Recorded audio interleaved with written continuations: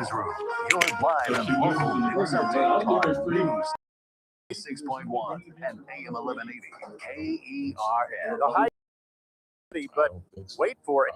I'm Chris Davis. California already has the highest gas prices in the country, but you might be in for another piece of pain when you go to fill up, and that has to do with the attack on Iran. Oil prices are expected to go above $70 a barrel, and when that happens, gas prices usually go up from 5 to 10%. Gas Buddy says the price increase at gas stations likely won't be immediate, but it depends on how long the fighting lasts.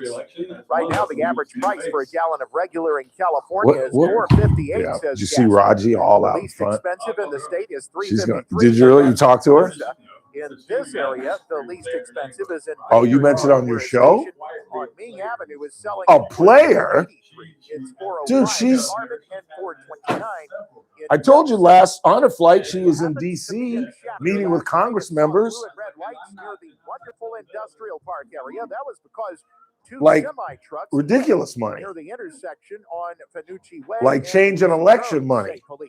They had to shut down traffic. Plus the other Sikhs that are throwing in money. Saw to the trucks and the drivers. No, she's going to be tough to beat with all the dough they're going to raise.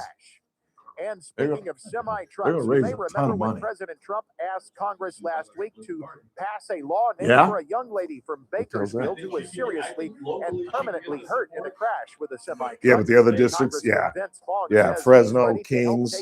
Yep, Hurtado will own that.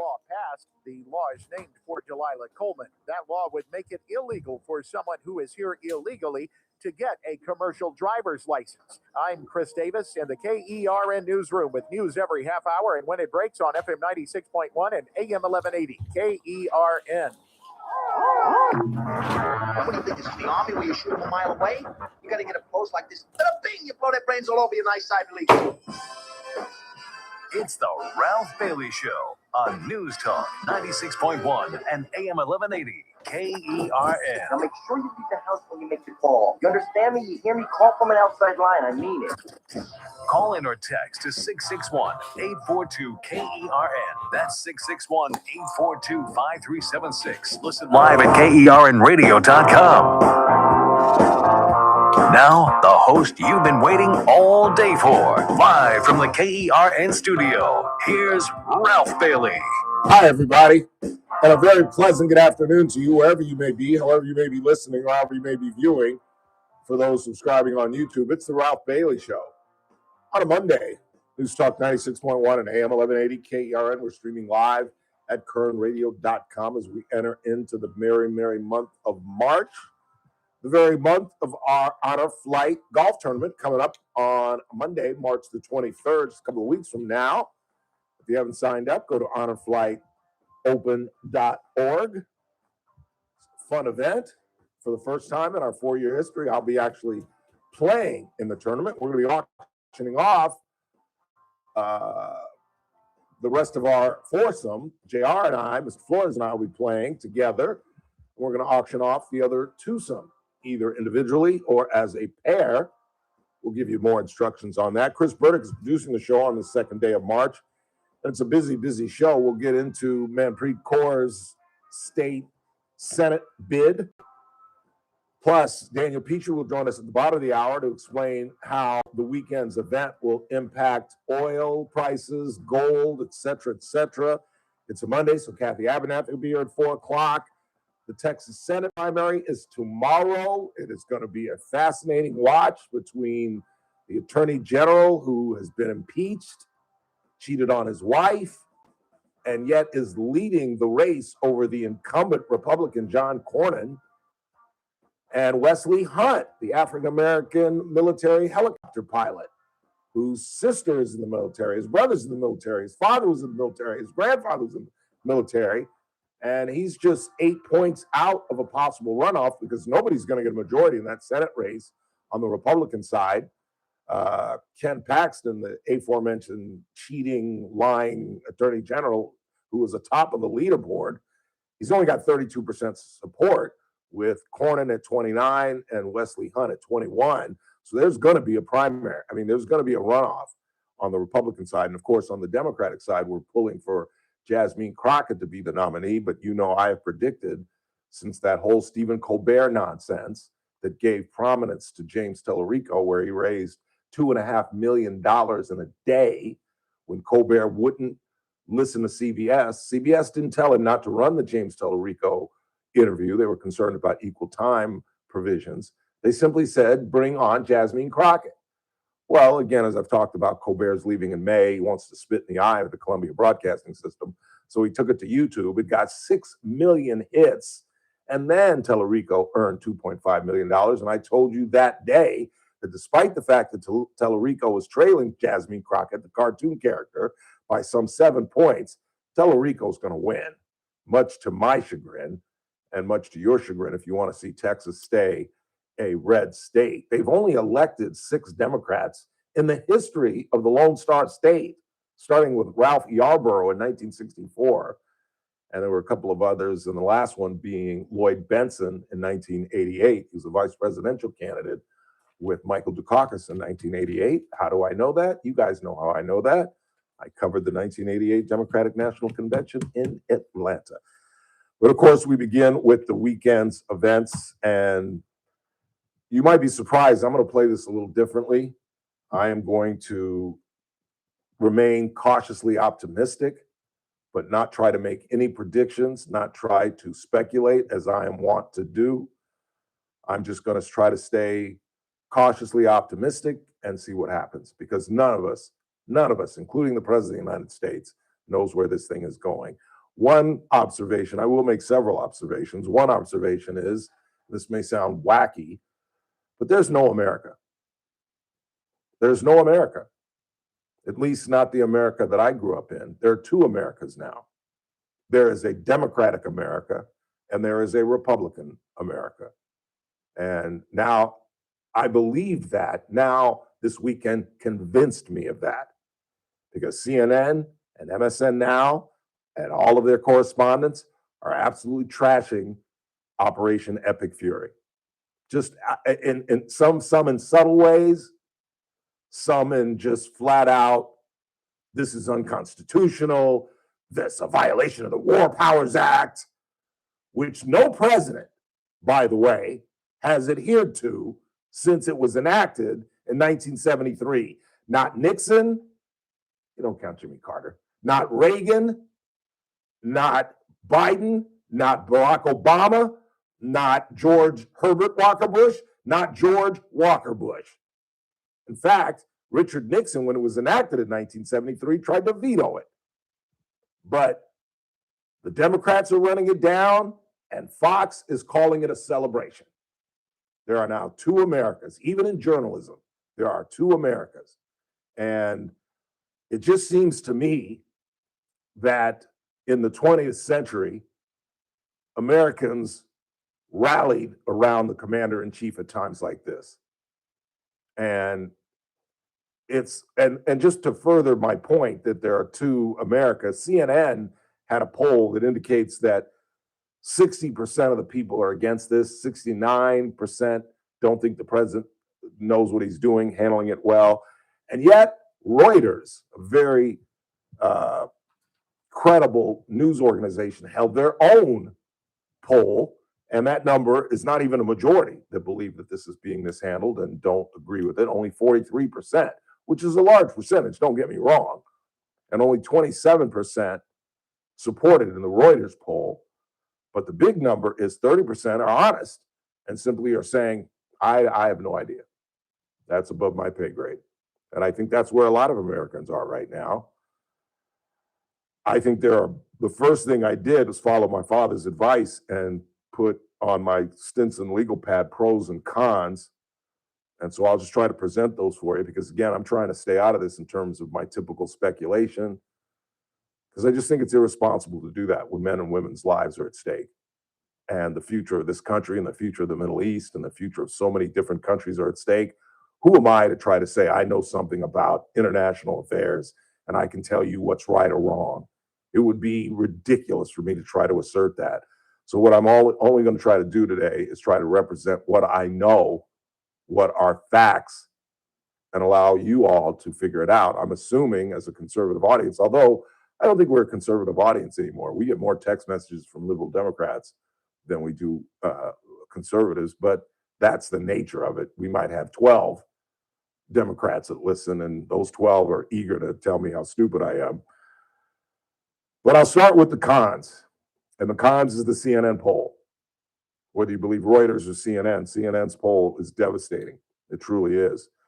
The idea that, in my opinion, there has not been a national address. You'll hear from the president after the break, but it seems to me he should have sat down in front of a desk or in front of a podium and addressed the nation, explaining why we did this, why now. And you'll also hear from Marco Rubio later in the program, who did a better job, I think, than the president. That's why I'm hoping that he's the 28th presidential nominee.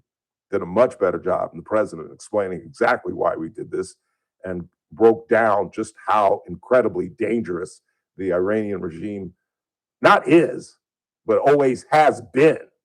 Violence against America by the Iranians dates back to Ronald Reagan.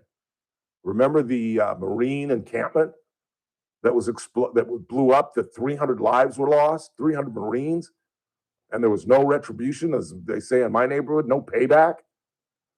Clinton administration got attacked by the Iranians, no payback. This has gone on for years and years and years. And finally, we have done something about it. Was the time right? On the eve of a Texas Senate primary, on the eve of primaries all over the country with the midterms coming up? Well, one would push back and say, Ralph, you don't base military actions on politics. Really? You don't? I would question that. I think it has split the MAGA movement.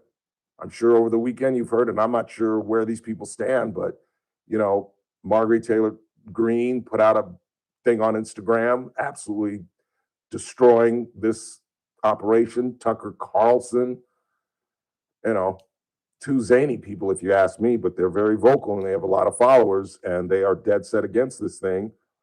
And the ultimate con is the inevitable, and that is the growing number of casualties. And already they have grown. It began with 3, then it was 4, now it's 6. And if you ask me, the real number is 8, because 2 people, as I'm sure most of you, if not all of you know, 2 people were killed in Austin, Texas. And that, I think you could conclude, was tied to the weekend's actions. It was some nutcase that had an Iranian t-shirt on and had a I'm a part of Allah or something, some kind of Allah overshirt on over the top of the Iranian t-shirt that he had on. And he opened fire at a bar in the capital of Texas, killing 2 others. So I think the death toll from this whole action is 8, and it's only going to get greater. That's the only thing I absolutely am certain of, that we all absolutely are certain of. And it's a tough time for the Republican Party to have body bags coming home. The pros, of course, is Persians in Los Angeles are literally dancing in the streets that this insane man, and who knew, if you're old as I am, that the Khomeinis would get worse. We grew up with the Ayatollah in the 70s who took hostages, and then he died, and then another one came in and died in 89, and this one's been involved since then. This is the 80s, and he's the worst of the bunch. So Persians in LA are dancing through the streets. There is a glimmer of hope of a regime change. But how does one do that? Can you truly make regime change from aerial bombardments? History tells us no. No. You've got to occupy the city, the community, the country. You got to put boots on the ground, and you've got to select somebody who will go in the direction that you want to make that effective. We have no idea who's going to take over, but we can rest assured it's not going to be somebody with democratic dreams. Let's go ahead and take our first break. We'll start to get some of the audio. You'll hear from the president. You'll hear from some Democrats, rare but there, who believe this was a righteous operation. You'll also hear from the Crown Prince Reza Pahlavi, who could be a go-between and a possible leader if, in fact, the seed of democracy could possibly grow in Iran. Possibly, not likely, but possibly.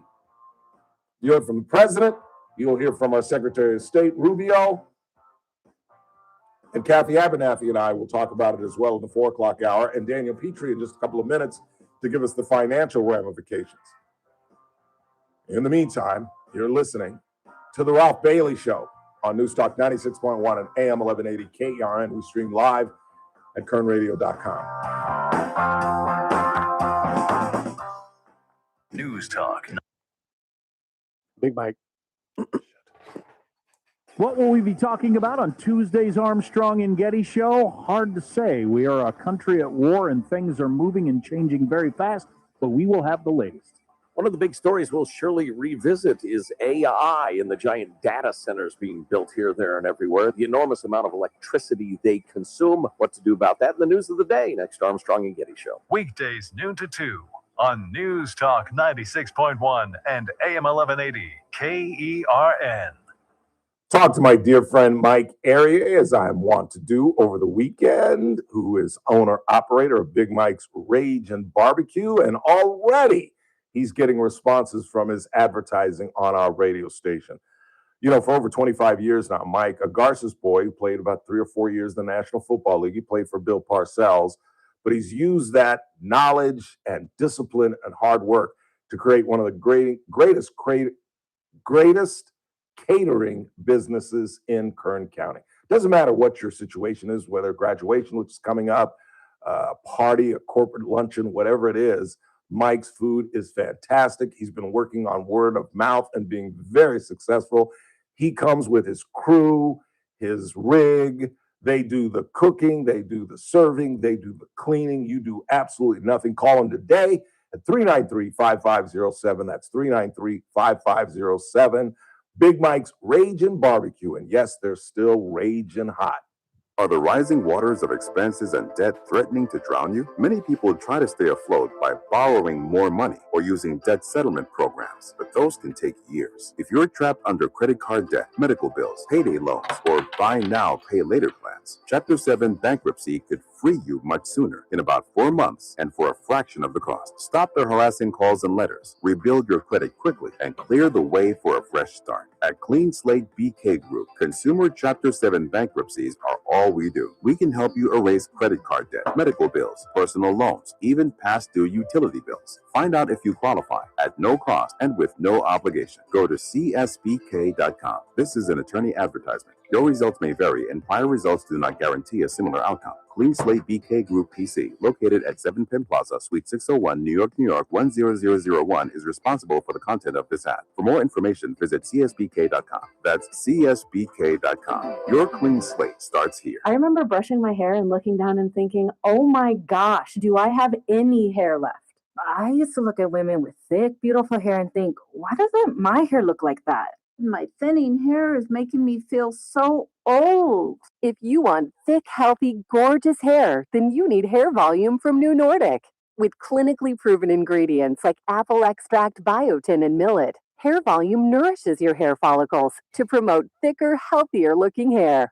Say goodbye to shedding, thin, and dull hair, and hello to thick, healthy hair with Hair Volume. Since taking Hair Volume, the shedding has all but stopped. Now, instead of being jealous of other women's hair, I have friends who are jealous of mine. My hairdresser couldn't believe the difference in my hair. Now she's using Hair Volume too. Available as a tablet or delicious gummy, Hair Volume is available online at Amazon and NewNordicUSA.com, or find Hair Volume in the hair care aisle at your local CVS. I'm JR Flores. Catch my show, The JR Show, weekdays at 2 p.m. Now, back to the Ralph Bailey Show on News Talk 96.1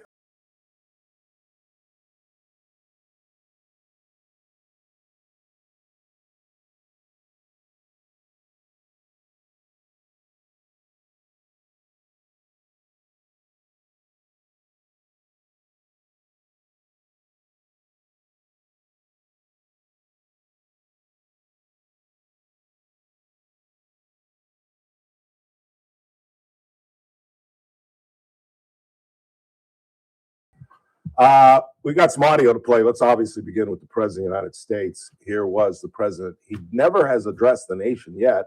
I'm assuming it's coming. He did this today at a Medal of Valor ceremony where they honored 3 veterans. But here is first bite from the President. Today, the United States military continues to carry out large-scale combat operations in Iran to eliminate the grave threats posed to America by this terrible terrorist regime. Following our obliteration of Iran's nuclear program in Operation Midnight Hammer a short while ago, we warned Iran not to make any attempt to rebuild at a different location because they were unable to use the ones that we so powerfully blew up. But they ignored those warnings and refused to cease their pursuit of nuclear weapons. In addition, the regime's conventional ballistic missile program was growing rapidly and dramatically, and this posed a very clear, colossal threat to America and our forces stationed overseas. The regime already had missiles capable of hitting Europe and our bases, both local and overseas, and would soon have had missiles capable of reaching our beautiful America. All right, so you may not like the answer, Democrats, but there's your answer as to the why. Because Democrats are screaming, well, I thought we obliterated their nuclear threat. Well, we did, and they've rebuilt. You think they wouldn't? That's what I don't understand about Democrats. Who do you think these people are? Don't you understand who these people are? Are you that stupid? Are you like one of these college kids on college campuses talking about free Palestine and they're gay? And if they went to Palestine, they'd have their head chopped off? Do you understand who these people are? The way we are ingrained with God Bless America, we start singing at what, 5, 6 years old until we die? Do you know what their slogan is? Death to America. The late Khomeini, just a week ago, was in their parliament or whatever the hell they call it, Knesset, I don't know, that's Israel, but Congress, no, that's us, whatever they call it, lighting an American flag as his late cohorts, because we whacked 40 of the top leaders, as his late cohorts were back as he's literally lighting an American flag, chanting, death to America. That's not a policy. That's an inherent belief on who these people are. And that doesn't mean, hey, let's kill some Americans. That means let's destroy America. Let's destroy America. Hence, the only thing that's been consistent since I was a little boy among the presidents from Nixon to Carter to Reagan to Bush, has been Iran can never have a nuclear war.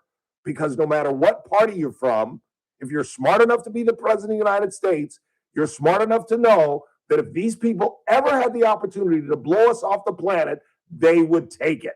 Period. End of sentence. And they are, as you probably all know, the greatest exporter of terrorism.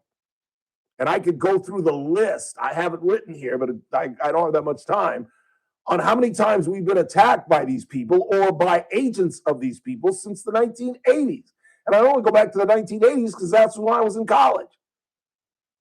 So it just amazes me to hear Democrats like rooting for this thing to fail. I heard senators saying, oh, this is going to be an abject failure. You don't know that. There's a likelihood, there's a possibility, but nobody knows that. The one pro that I did not mention, I failed to mention, was the fact that the Iranians made a tragic flaw. They have began to attack the Gulf states like Bahrain and UAE, the United Arab Emirates, Qatar, Jordan, Saudi Arabia, Kuwait, and now they're with us. For the first time, we're in union with those Gulf states. And that is gargantuan, absolutely gargantuan. Here's more from the president.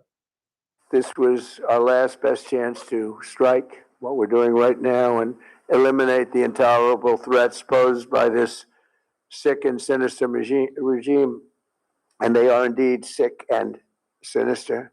Our objectives are clear. First, we're destroying Iran's missile capabilities, and you see that happening on an hourly basis, and their capacity to produce brand new ones, and pretty good ones they make. Second, we're annihilating their Navy. We've knocked out already 10 ships. They're at the bottom of the sea. Third, we're ensuring that the world's #1 sponsor of terror can never obtain a nuclear weapon, never going to have a nuclear weapon. I said that from the beginning. They're never going to have a nuclear weapon. They were on the road to getting one legitimately through a deal that was signed foolishly by our country. And finally, we're ensuring that the Iranian regime cannot continue to arm, fund, and direct terrorist armies outside of their borders. And finally, the president tried to address how long this may take, and this could take, according to, well, I'll let him tell you. We have the strongest and most powerful by far military in the world, and we will easily prevail. We're already substantially ahead of our time projections, but whatever the time is, it's okay. Whatever it takes, we will always, and we have right from the beginning, we projected 4 to 5 weeks, but we have capability to go far longer than that. We'll do it. Whatever somebody said today, they said, oh, well. And that's the fear, that there's no end game. There's no end. You know, he's saying 4 or 5 weeks. Hell, didn't all of us think the Ukrainian war would take 4 to 5 weeks, or maybe 3 to 6 months, or maybe a year at most? We just celebrated the 4th anniversary. Quick time out. We'll examine the financial end of the weekend's events with our money man, Daniel Petrie. I'd stick around if I you.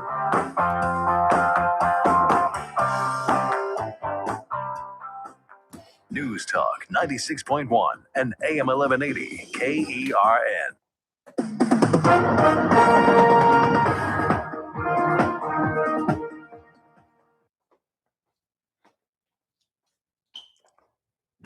So how was AZ? President Trump says the campaign would likely take several weeks. Tehran and its allies hit back Monday against Israel, neighboring Gulf states, and targets critical to the world's energy production. The gunman who opened fire outside a crowded Texas bar and killed 2 college students in an attack that wounded 14 others had not been on the radar of authorities, federal and local investigators said Monday. The FBI and police in Austin said it's too soon to identify the motive behind the mass shooting early Sunday that the FBI said is being investigated as a potential act of terrorism. On Wall Street, the Dow down by 73 points. This is SLN News. A double on News Talk 96.1 and AM 1180 KERN. From the KERN Newsroom, your live and local news update on News Talk 96.1 and AM 1180 KERN. Along Scottsdale Highway this morning, the blue and red lights just after 8 in rush hour traffic were because something fell from the back of a big truck. It wasn't clear what it was at first, and first responders treated it as hazardous. It was determined that it was not dangerous. In Shafter last night, the area near Wonderful Industrial Park also had traffic shut down because 2 semi-trucks ran into each other.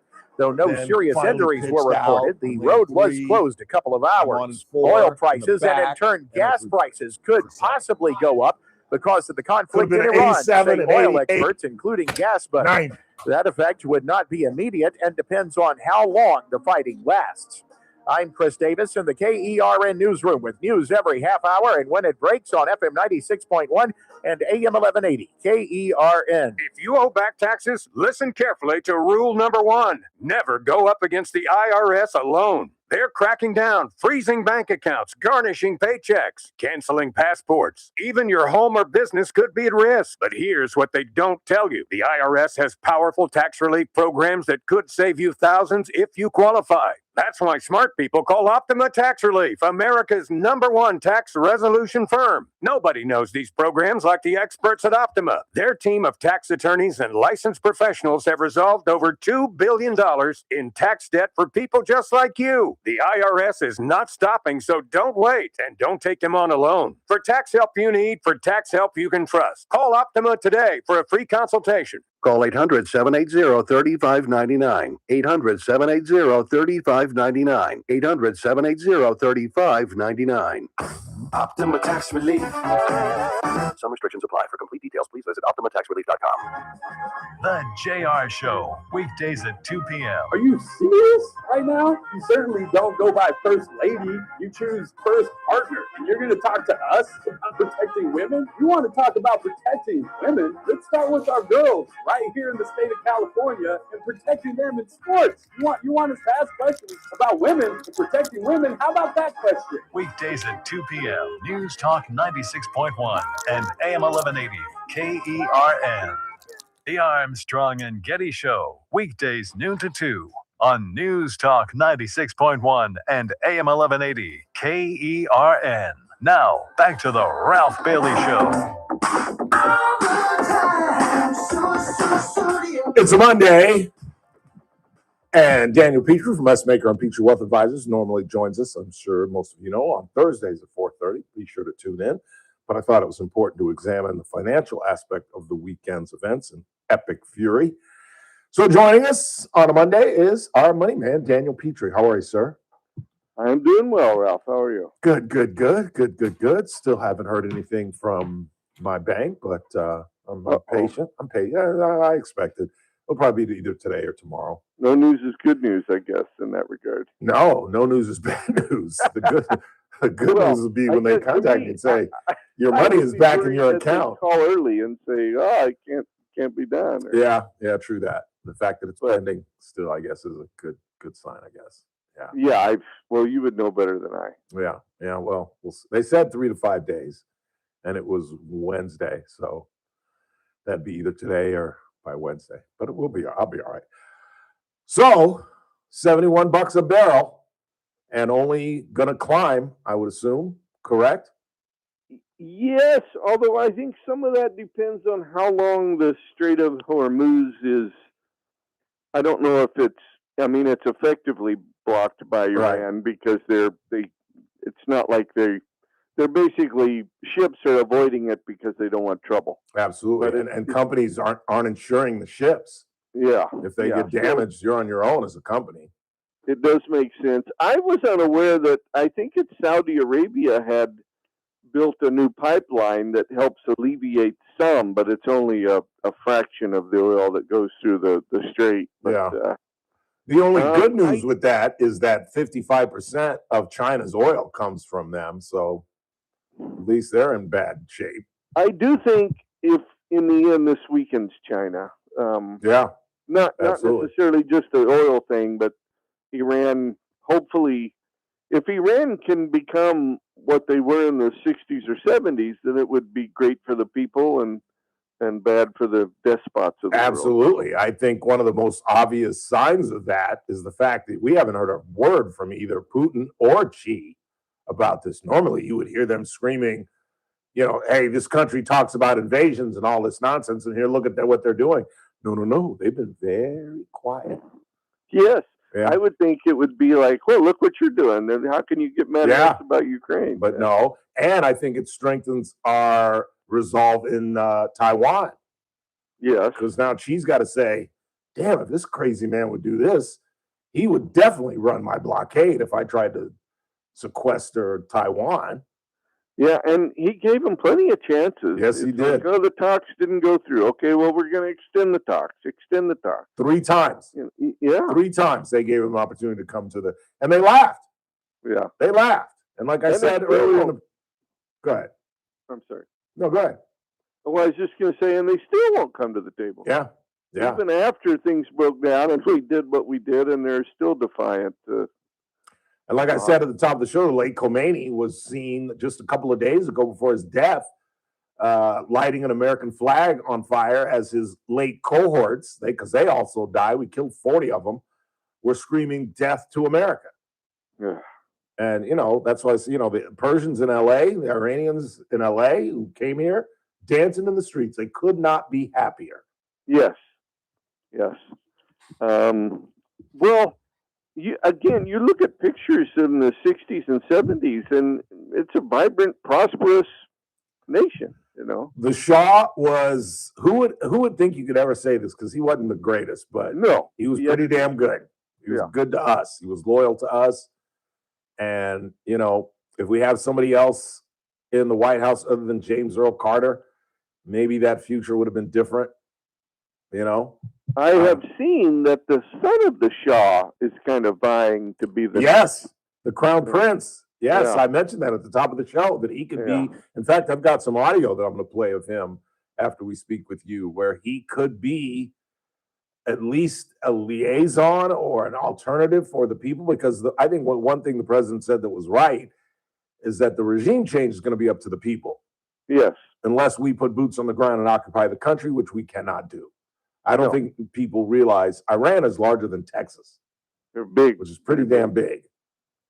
But I don't know. it should be up to the people. Absolutely. I mean whether they choose the right path or go down the path they've already been on, it's up to them, I suppose, once they clean it up. But I saw a classic picture of women in the 90s and women today.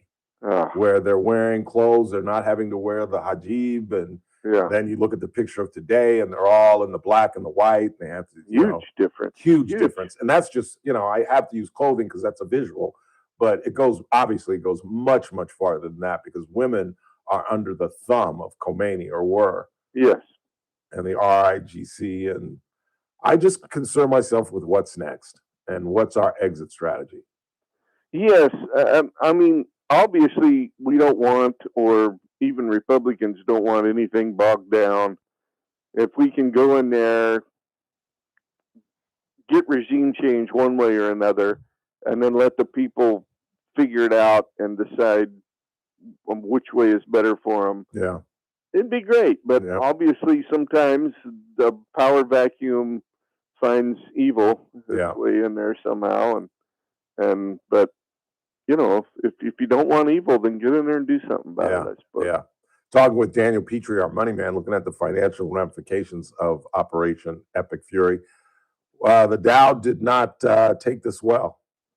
It was down big in the morning, but the S&P actually closed with a small gain. Really? That's good to hear. So I was a little bit surprised because the Dow, even though it was down, tends to have some pretty big oil exposure, and I would have expected that to lift it up more. But the oil thing, again, it all depends with how long the Strait of Hormuz is effectively boggled up. I don't expect that to be a long. I mean, whatever power they have to fight back will diminish by the day as Israel and the U.S. inflicts more pain. So I don't expect a long drawn out. And the more the market realizes this is over quickly, will be a wonderful thing. Let's all pray. I understand gold went out the roof. It was volatile today. Overnight, it was up 100. It finished, I think, up 30 or 40. Silver was down pretty good, but it may have been a sell the news type of event because it rallied pretty good on Friday. But silver's sitting a little under 90, which isn't bad. But gold's inching towards a new high, 53.30 as I look right now. Yeah, that's what I read. So moving, I think, close somewhere around 54 is the high, I believe. Yeah. Can we stand a lengthy situation, a lengthy operation? Well, financially speaking, lengthy. Yes, I think we can, depending on what it entails. I mean, if it's a full-on war with boots on the ground, I'd say no. If it's just, we've done the damage, now we're kind of cleaning up, that's a different story. Yeah, and unfortunately, the president has implied, I'm looking for the quote, where he basically said something about, I'm not skittish about, like most presidents. I know, I put it on my phone. I don't have to quote him directly. Basically, he said, I don't have the yips about putting boots on the ground like most presidents. It's on the table. And I don't know if Americans want to hear that right now.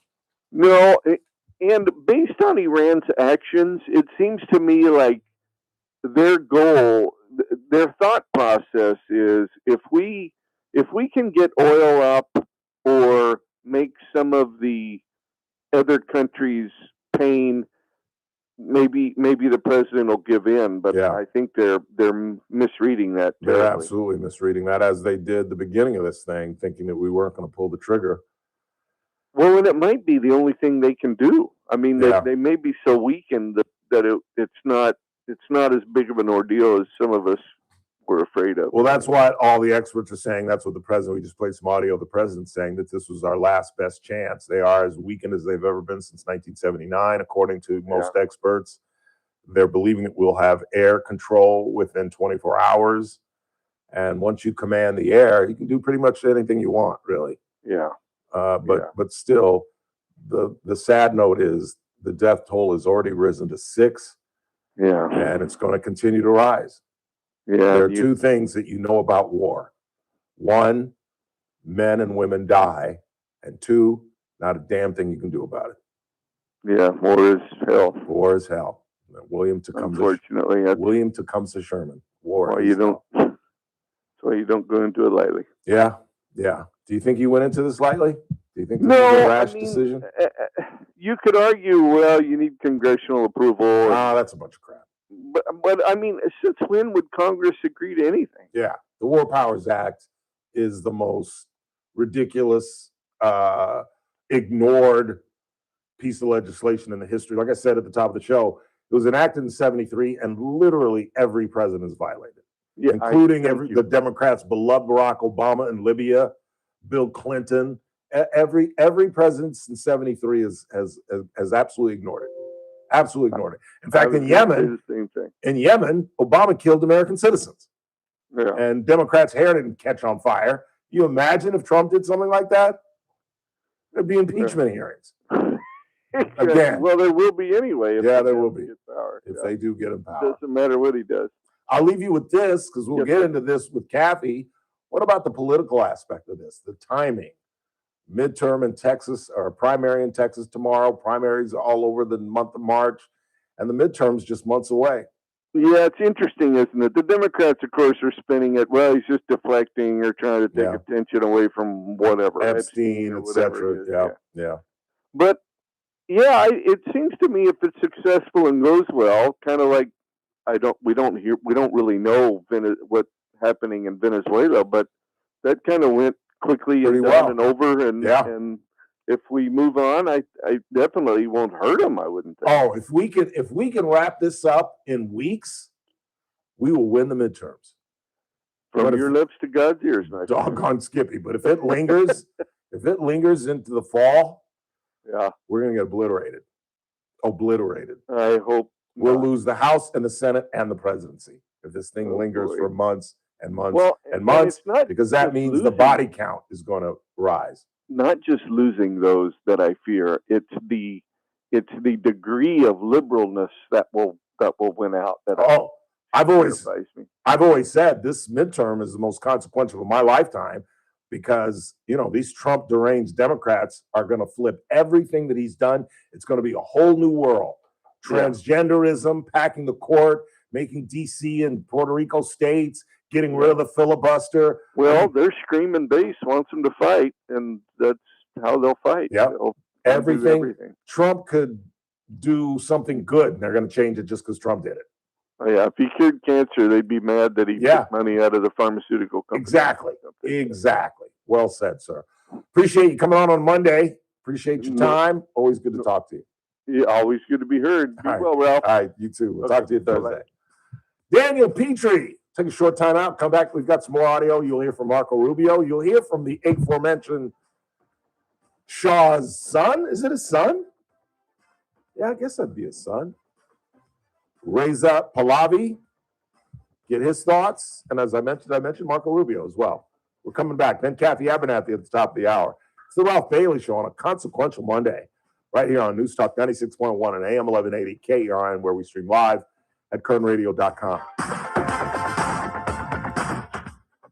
News Talk 96.1 and AM 11. Adaptive. Are you sure? Look with Scott Cox, 6 to 9 a.m. On the Tuesday edition of the First Look program, we'll talk water issues with Lois Henry from sjvwater.org. We'll have the latest on our little limited skirmish with the folks in Iran. We have state-of-the-art news, traffic, and weather. It's all happening 6 to 9 a.m. right here at News Talk 96.1 and streaming live on the internet at kernradio.com. First Look with Scott Cox, 6 to 9 a.m. News Talk 96.1 and AM 1180 KERN. Are you frustrated with your IT service?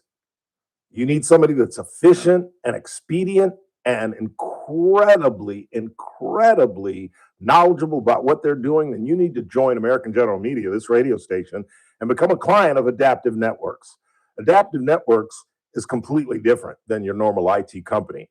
They're customer-driven, creating custom technology solutions that fit your unique business needs, not generic packages. And while other MSPs make you adapt to them, Adaptive Networks adapt to you. And as I talk about, whenever I talk about Adaptive Networks, there's a reason we're a client of theirs, because IT is incredibly important to a radio station. That's why we've teamed up with them, and that's why you should as well. Call them today at 661-241-0638. That's 661-241-0638, or online at adaptive-net.com. Be sure to tune in on Wednesday when owner-operators Ryan and Jennifer Van Alstyne join us live in studio. So my friends over at Pure Talk have been sending me customer feedback from Consumer Affairs. Did he talk to you about the Manpreet bite? No. So if we play Manpreet's announcement video, it would be under the equal time situation, so you would have to play Hurtado as well. Yeah. He was supposed to tell you about that, but I'm pretty aware of that. Okay. Well, just wanted to give you a heads up. Thanks. And because he literally wrote the words "switch today" in capital letters with an exclamation point, I'm going to go ahead and dedicate this commercial to him. So folks, take it from James in Raleigh, North Carolina. Pure Talk can give you unlimited talk, text, and plenty of data for just $25 a month on the same 5G service the big guys are overcharging you for. Just dial pound 250, say Mike Rowe. You'll also save 50% off your first month. That's pound 250 to save an additional 50%. Thanks, James. Breakfast burritos for the morning brainstorm. Easy Cater. Paninis for the lunch and learn. Easy Cater. Barbecue for the clients from Boston. Easy Cater. Brownie boxes and mini bundt cakes for Brenda's workiversary. Easy Cater. One simple platform to feed any size group with food they love from favorite restaurants, plus tools to help you meet dietary needs and stay on budget. Easy Cater. All the food for your workplace, all in one place. Start an order at easycater.com. LifeLock, how can I help? The IRS said I filed my return, But I haven't. 1 in 4 tax-paying Americans has paid the price of identity fraud. what do I do? My refund, though. I'm freaking out. Don't worry, I can fix this. LifeLock fixes identity theft guaranteed and gets your money back with up to $3 million in coverage. I'm so relieved. No problem. I'll be with you every step of the way. 1 in 4 was a fraud-paying American. Not anymore. Save up to 40% your first year with promo code NEWS at LifeLock.com. Terms apply. The Clay Travis and Buck Sexton Show, live 9 to noon. Now, back to the Ralph Bailey Show on News Talk 96.1 and AM 1180 KERN. So I found the president's quote on Boots on the Ground. He said, or wrote, "I don't have the yips with respect to boots on the ground like every president says. There will be no boots on the ground. I don't say it." That is daunting and a little bit frightening. Meantime, as Daniel Petrie alluded to, there is a descendant from the Shah. The last time we had good relations with Iran, and he is the Crown Prince Reza Pahlavi, and he spoke with news agency, I think it was on 60 Minutes, and here's what he had to say about what's going on in the future of Iran. What is your message to President Trump? My message to President Trump is that I'm here to echo and join millions of my compatriots inside and outside of Iran to thank him for having done and having the courage to do what is not easy, but intervene. And he will go down in the annals of Iranian history as the most celebrated foreign leader that changed the ball game and changed the world as a result. In January, President Trump said this about you, quote, "He seems very nice, but I don't know how he'd play within his own country. I don't know whether or not his country would accept his leadership. And certainly if they would, that would be fine with me. You don't seem to have President Trump's wholehearted support. Well, first of all, I don't think that somebody in my position will ever expect to have an official endorsement of a foreign government or a foreign leader. What I do know now is that millions of Iranians inside Iran and outside of Iran are calling my name. They recognize in me the person uniquely placed to play a role of transitional leadership. Not running for office, because that's not what I'm doing, but to be a bridge to that destiny. Do you see what I'm talking about when I say two Americas? Here is an Iranian extolling the virtues of Operation Epic Fury, and Scott Pelley's got to turn it. You really don't. What is Trump supposed to say, Scott? This is my guy. This is going to lead Iran in the 21st century. It is amazing to me that I'm sorry, I'm an old man, and I grew up in the 20th century. And the 20th century was when we were dealing with foreign affairs, particularly when American boys and girls are in harm's way. I don't give a damn who the president is. We support the effort. And then come around the 20th century came this nuanced answer where we had kind of learned our lesson from Vietnam, from these men that are now in their 70s and 80s who were treated horrendously when they got back. And you know what that new phrase, that nuanced liberal phrase was? I support the troops. I just don't support the war. That's like my parents when I went off to Atlanta saying, Ralph, we think you're going to kill yourself driving to Atlanta, but go right ahead. It's an oxymoron that makes no sense. If you defend the veterans, you defend the conflict. Or at least, at minimum, have the decency to wait and see what happens. Because again, if this thing wraps up in a month or a couple of weeks, we will run the table in the House and in the Senate. And yes, it's a little mercenary. Maybe that's not the word. It's a little cold-hearted of me maybe to look at it politically, but that's the world we live in. You almost have to look at it politically and its ramifications. Meantime, here is Neely Talazazan. She is a Democrat and an Iranian activist.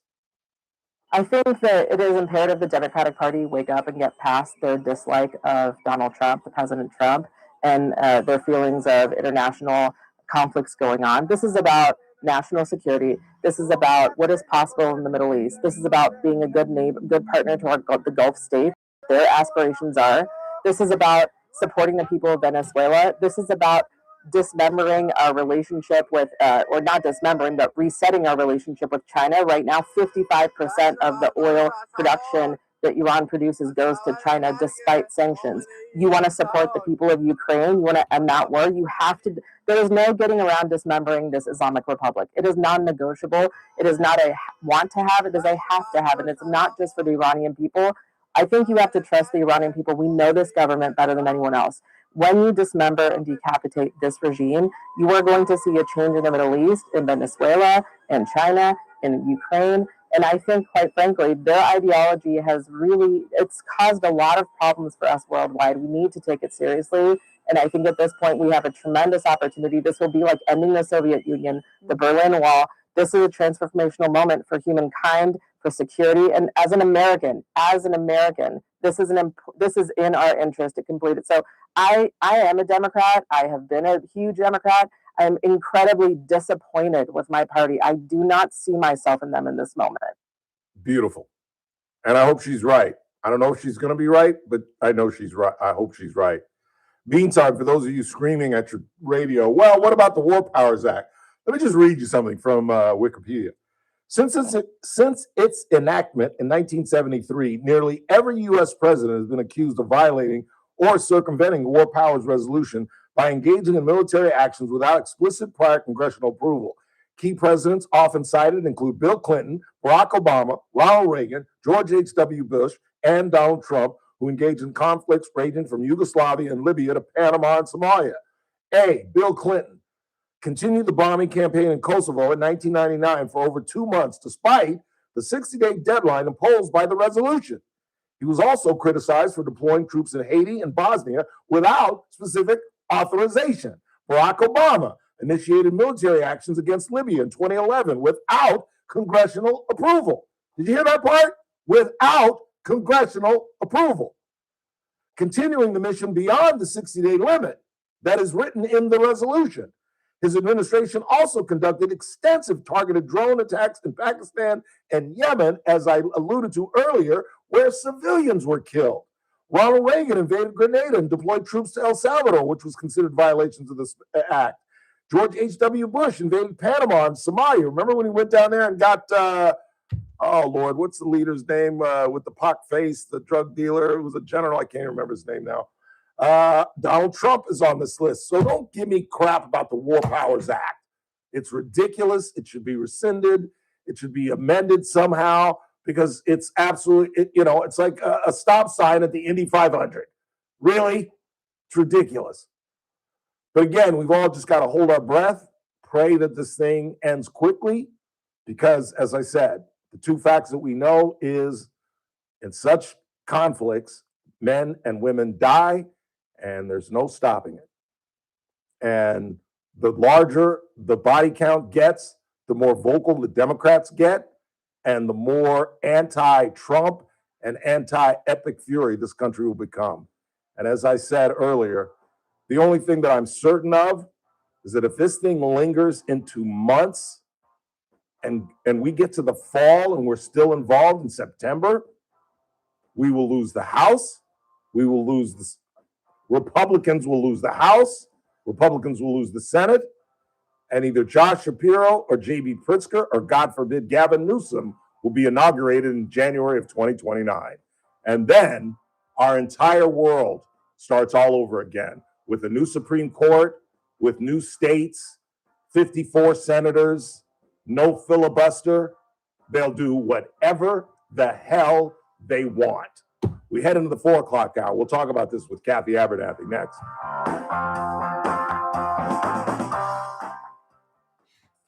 This is AM 1180 KERN Green Acres. This is 96.1 FM. Buzz, buzz, buzz. Online at KERNradio.com.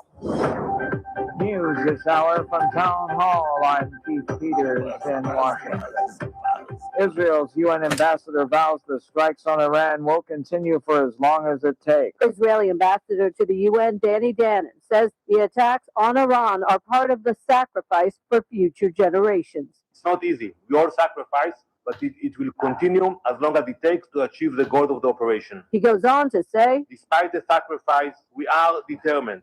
We will not stop until we achieve our objectives. He says, just look at what Iran is doing without a nuclear weapon, striking out in the region. Now, imagine that same regime with a nuclear capability. President Trump said the campaign would likely take several weeks. I'm Julie Walker. Local and federal officials continue to investigate a mass shooting that left 3 people dead, including the shooter, and 14 others injured in the area surrounding Buford's, a bar in Austin's popular West 6th Street Entertainment District, early Sunday morning.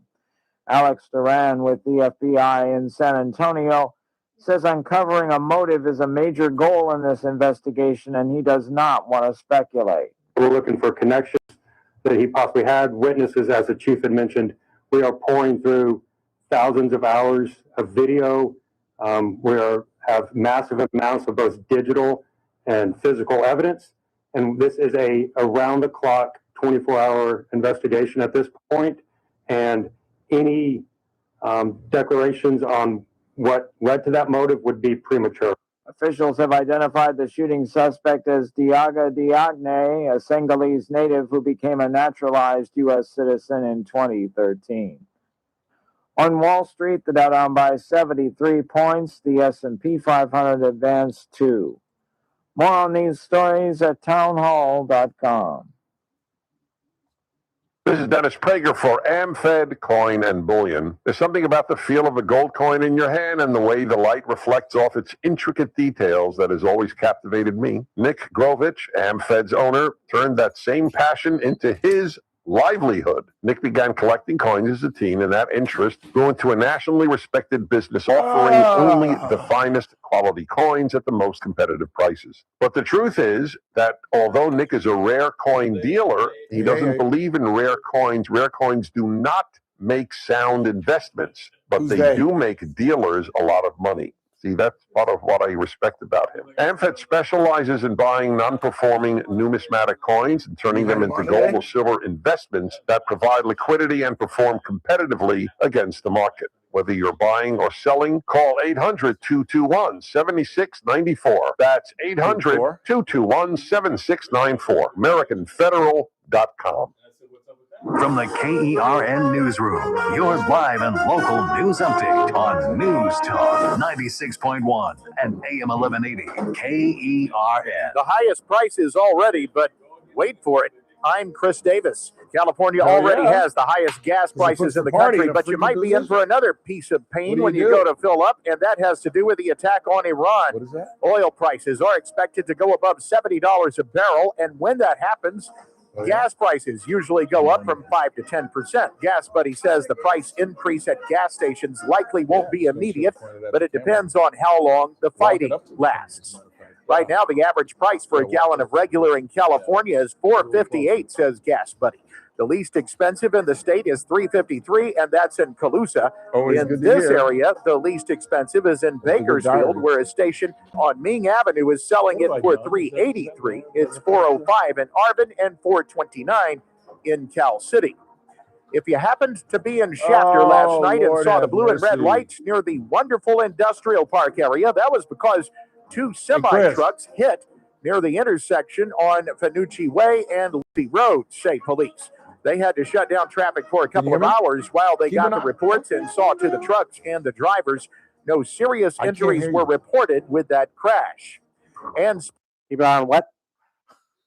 What are you so angry about? Oh, I'm not angry. I'm just like you've been saying. Keep an eye on anything new on Iran, just in case. Okay. I don't know, just anything.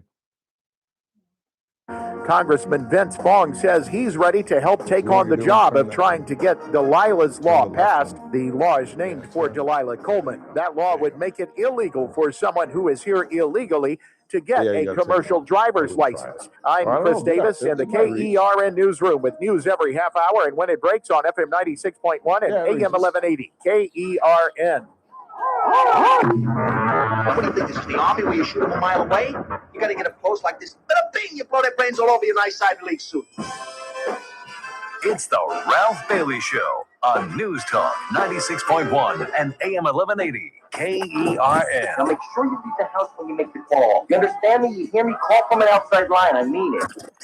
Call in or text to 661-842-KERN. That's 661-842-5376. Listen live at KERNradio.com. Now, the host you've been waiting all day for. Live from the KERN studio, here's Ralph Bailey. Hour 2 of the broadcast on this Monday, second day of March.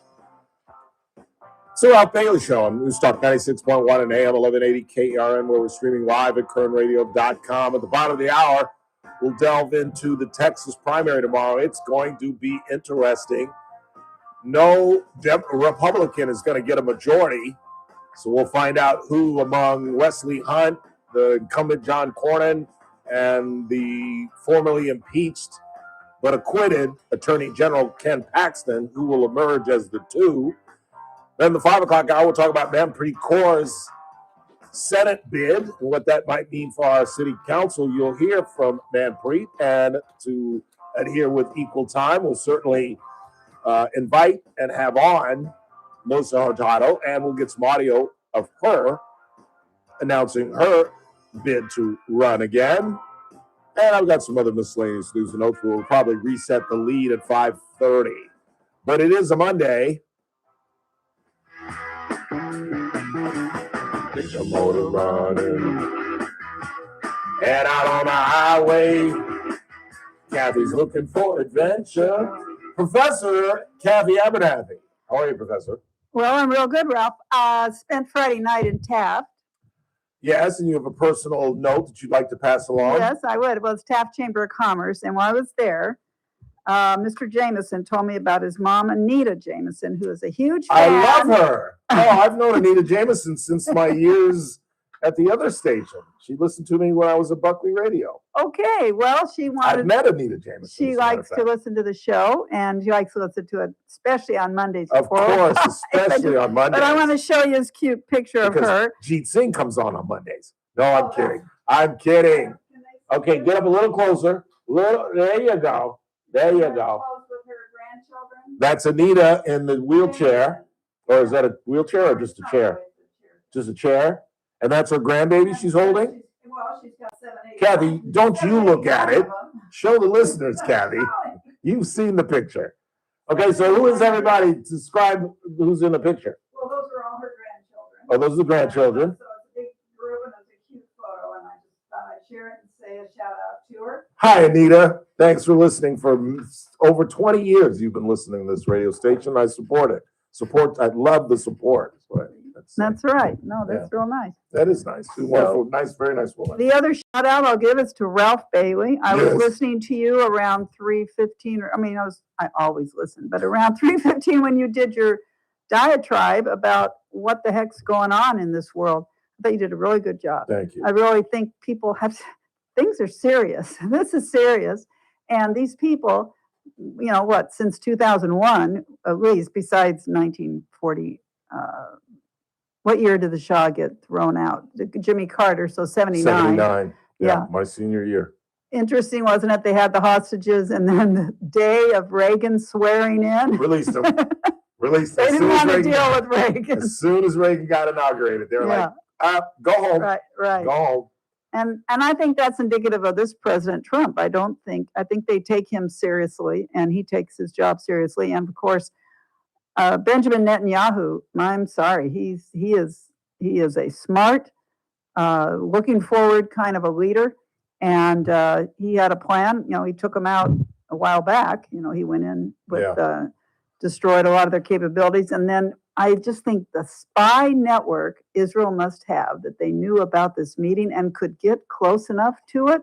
A breakfast To kill 41 leaders that all got together. I mean, all these things that they know about, I just wonder, how do you have spies that are so good? Because, boy, you get caught over there, and it's not just you. It's your mother, it's your grandchildren. They all go. One of the criticisms I heard repeatedly over the weekend, including Tucker Carlson, who's leading this thing, is this is Netanyahu's war.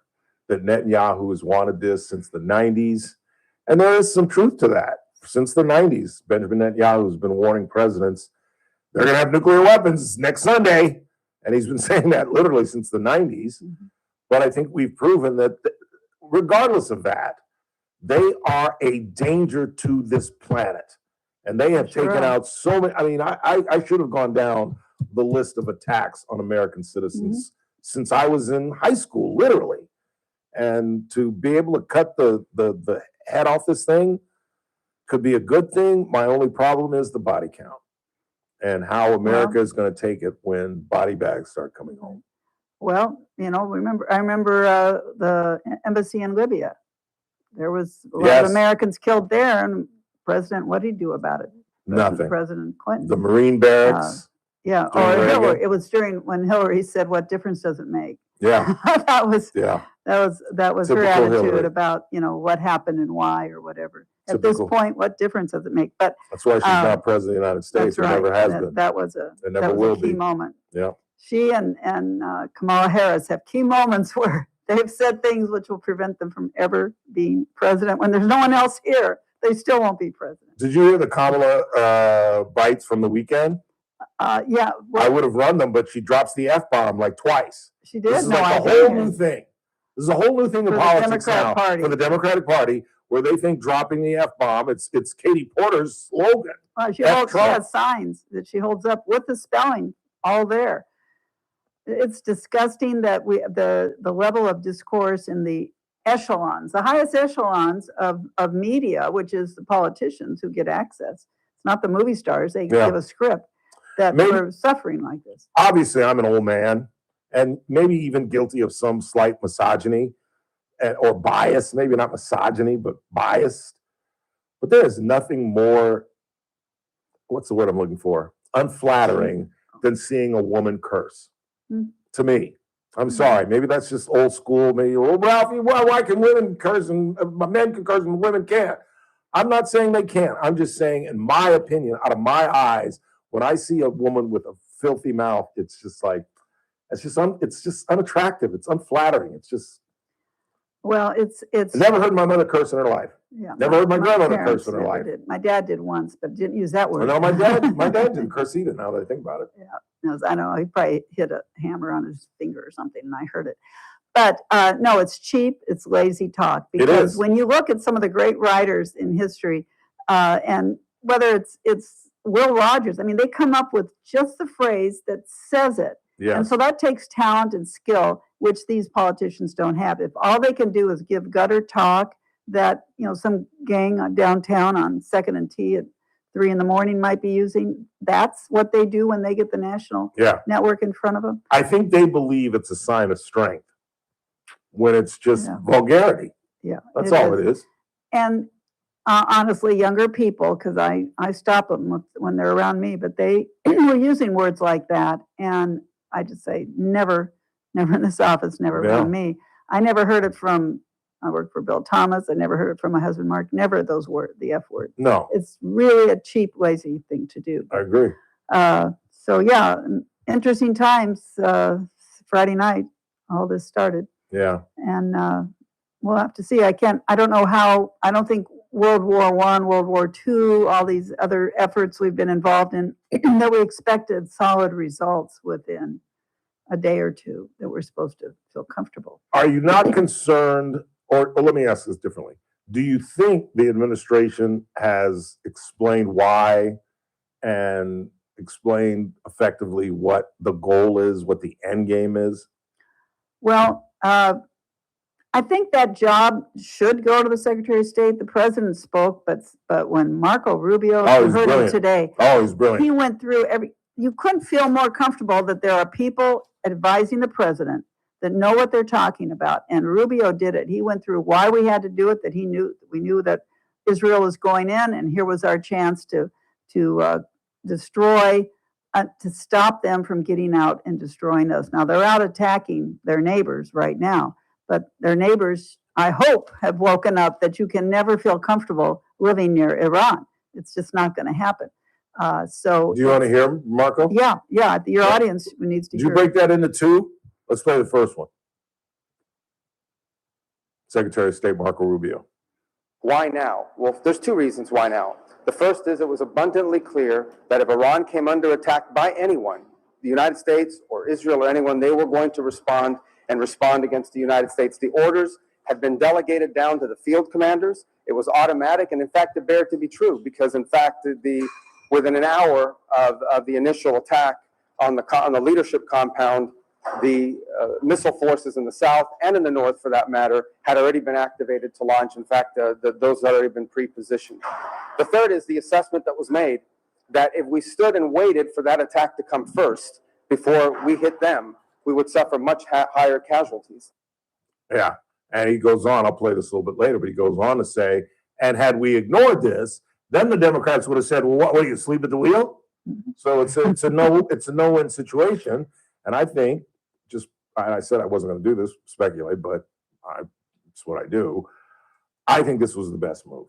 I think rather than waiting for these people and finally getting some payback and finally trying to chop the head off, and let's see what happens with the uprising that's going on in the wake of the tens of thousands of Iranian citizens that were absolutely murdered. And think about the young journalist, that young female journalist who they absolutely executed. I just don't think that the average citizen really knows how despicably evil these people are. They take the word religious fanatic to a new level. Exactly. They really do believe in the long run there's something waiting for them. I don't know if it's the 100 virgins or whatever it is. They actually believe they're going to be rewarded perpetual if they do this to us. And there's no doubt they want to come after America. We're everything they aren't. And for the liberal left, the way they treat women, the way they treat homosexuals and all that, you'd think maybe they think this country of Iran should be, the leadership's got to go. I think that's the next natural question. What about? What's next? But, what's next? It's been, 48 hours. I think we have to give it more time. The Shah has always said the Shah's son said Reza, we played his audio. Yeah, that he would come in just to get it started, but it's a big project. You know, when the Soviet Union went down, I fault us. We did send some, and I know some of my political associates around the country, that, you know, you can't just take away communism and say, okay, Russia, massive continent, you know, country that you are, now go run things. Right. They didn't know how to hold a mayor election. They didn't know all the things that we know about organizing like that, precincts, voting. They hadn't had that lifestyle. So we should have people ready to help assist them how to form a government and small government. That's a big part of it. It's not that easy, and we didn't do a great job, which is why Putin's just moving them right back to where they were. So this will be an, you know, the next month, 2 months, I would think, and I'm no expert, but that's just watching what has to be done. And of course, what does Iran retaliate with? They go after airports and hotels and places where no soldiers are. They just want to kill people. Yeah. So that's also very tragic. But maybe I have a lot of faith in Rubio. That he's watching what's going on. They have a strategy. And I think the president, if you notice, I think he's been very careful what he says. Even the last couple of weeks, he's been, you know, he keeps saying, well, we thought we had something with Iran. We want to give them another chance. You know, he kept saying that. They were, you know, and he was willing. I think Trump very much wants to make a deal and not have to fight. But in this case, there was none. And I think I heard Netanyahu, and I think he's on Sean Hannity tonight at 9 or Eastern, was saying that even though Israel had gone and destroyed their nuclear habitat, that they've already started rebuilding. Oh, yeah. So we just can't leave it alone because they will use that bomb. There's no reason they won't. Yeah, I mean, the idea that they're using the uranium for their citizens is the biggest lie I've ever heard in my life. Yeah, we're gonna make some better laptops. Yeah, it's absolutely crazy. It's absolutely insane. Yeah. So just have to hope, trust, and pray that our leadership, military, and strategists can figure this all out. But I have a lot of faith in Israel as well. Yeah, I was surprised that they attacked some of the Gulf Coast countries, which is an absolute boon for us. Bahrain, Qatar. Even they hit a base in Saudi Arabia. And of course, now, meaning that's great for us because now we have almost allies. You could call them. Yeah. And countries like Kuwait, which we have not been that friendly with in the past. Right, and they have an incredible tourism, financial leaders all over the world go there all the time. They can't afford to have trouble. No. So they're going to want this it's shut down too. It's like it's straight out of The Godfather when Robert De Niro tells Sonny, look, if we start a war, all the 5 families are going to come after us and you'll be an outcast, Sonny.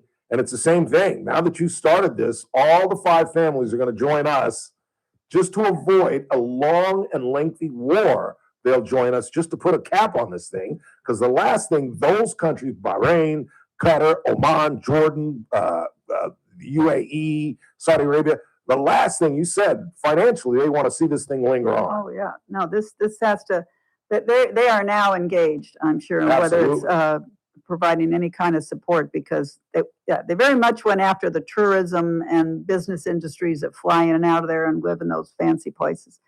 So, that should shake them up. Europe, well, the first person that spoke out against what we did was England.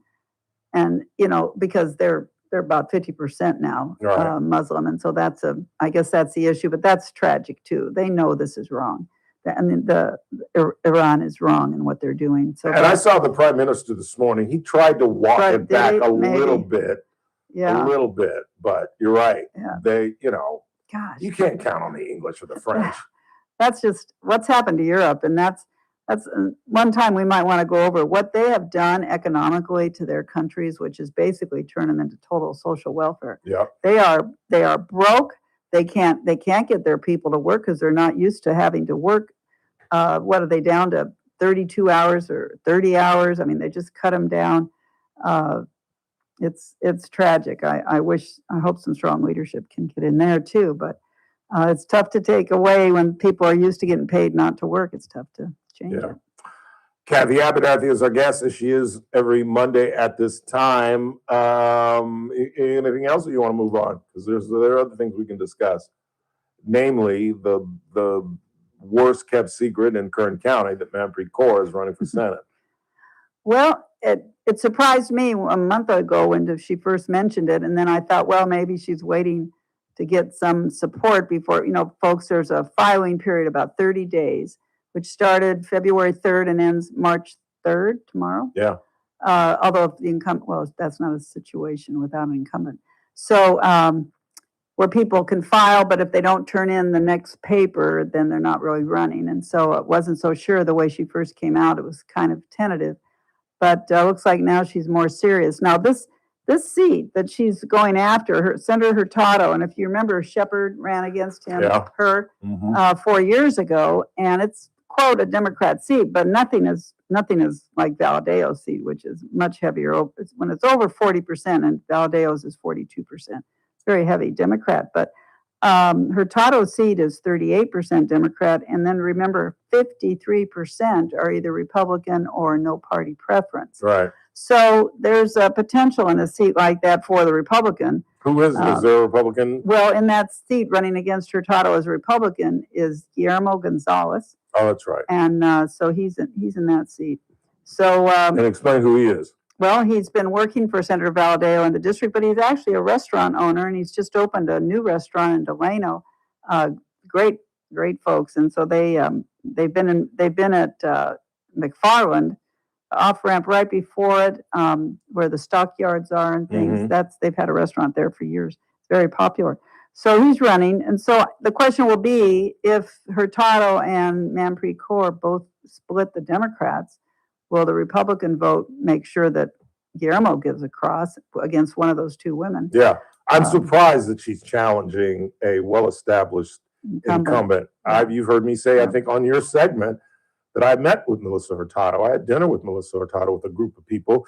And I think I said during one of your segments recently that of all the Democrats that I've met in the state of California, she's the most reasonable. And there's always the fact that when a fellow Democrat takes on an incumbent, you split the party. And she, as we were talking before we went on the air, she won the endorsement in San Francisco. Hurtado did. So that means the powers that be will be putting money. Exactly. Now, Manpreet Kaur, as I learned when I ran Tim Collins against her, she has a source of funds in this town. And it's two words, Raji Brar, and her enormous wealth. And that's not a slight, it's just a fact. I'm shocked that Raji would take this shot now against an incumbent. But she's going to have a lot of money from the Brar family. She's going to have a lot of money from the Sikh community. The trucking industry, Indian trucking industry. But how do you sell her outside of Kern County? Well, and the fact that the district is, and I don't have the percent in front of me, heavily Hispanic. Yeah. She's not. So they have the choice. They got two Hispanics and her on the ballot.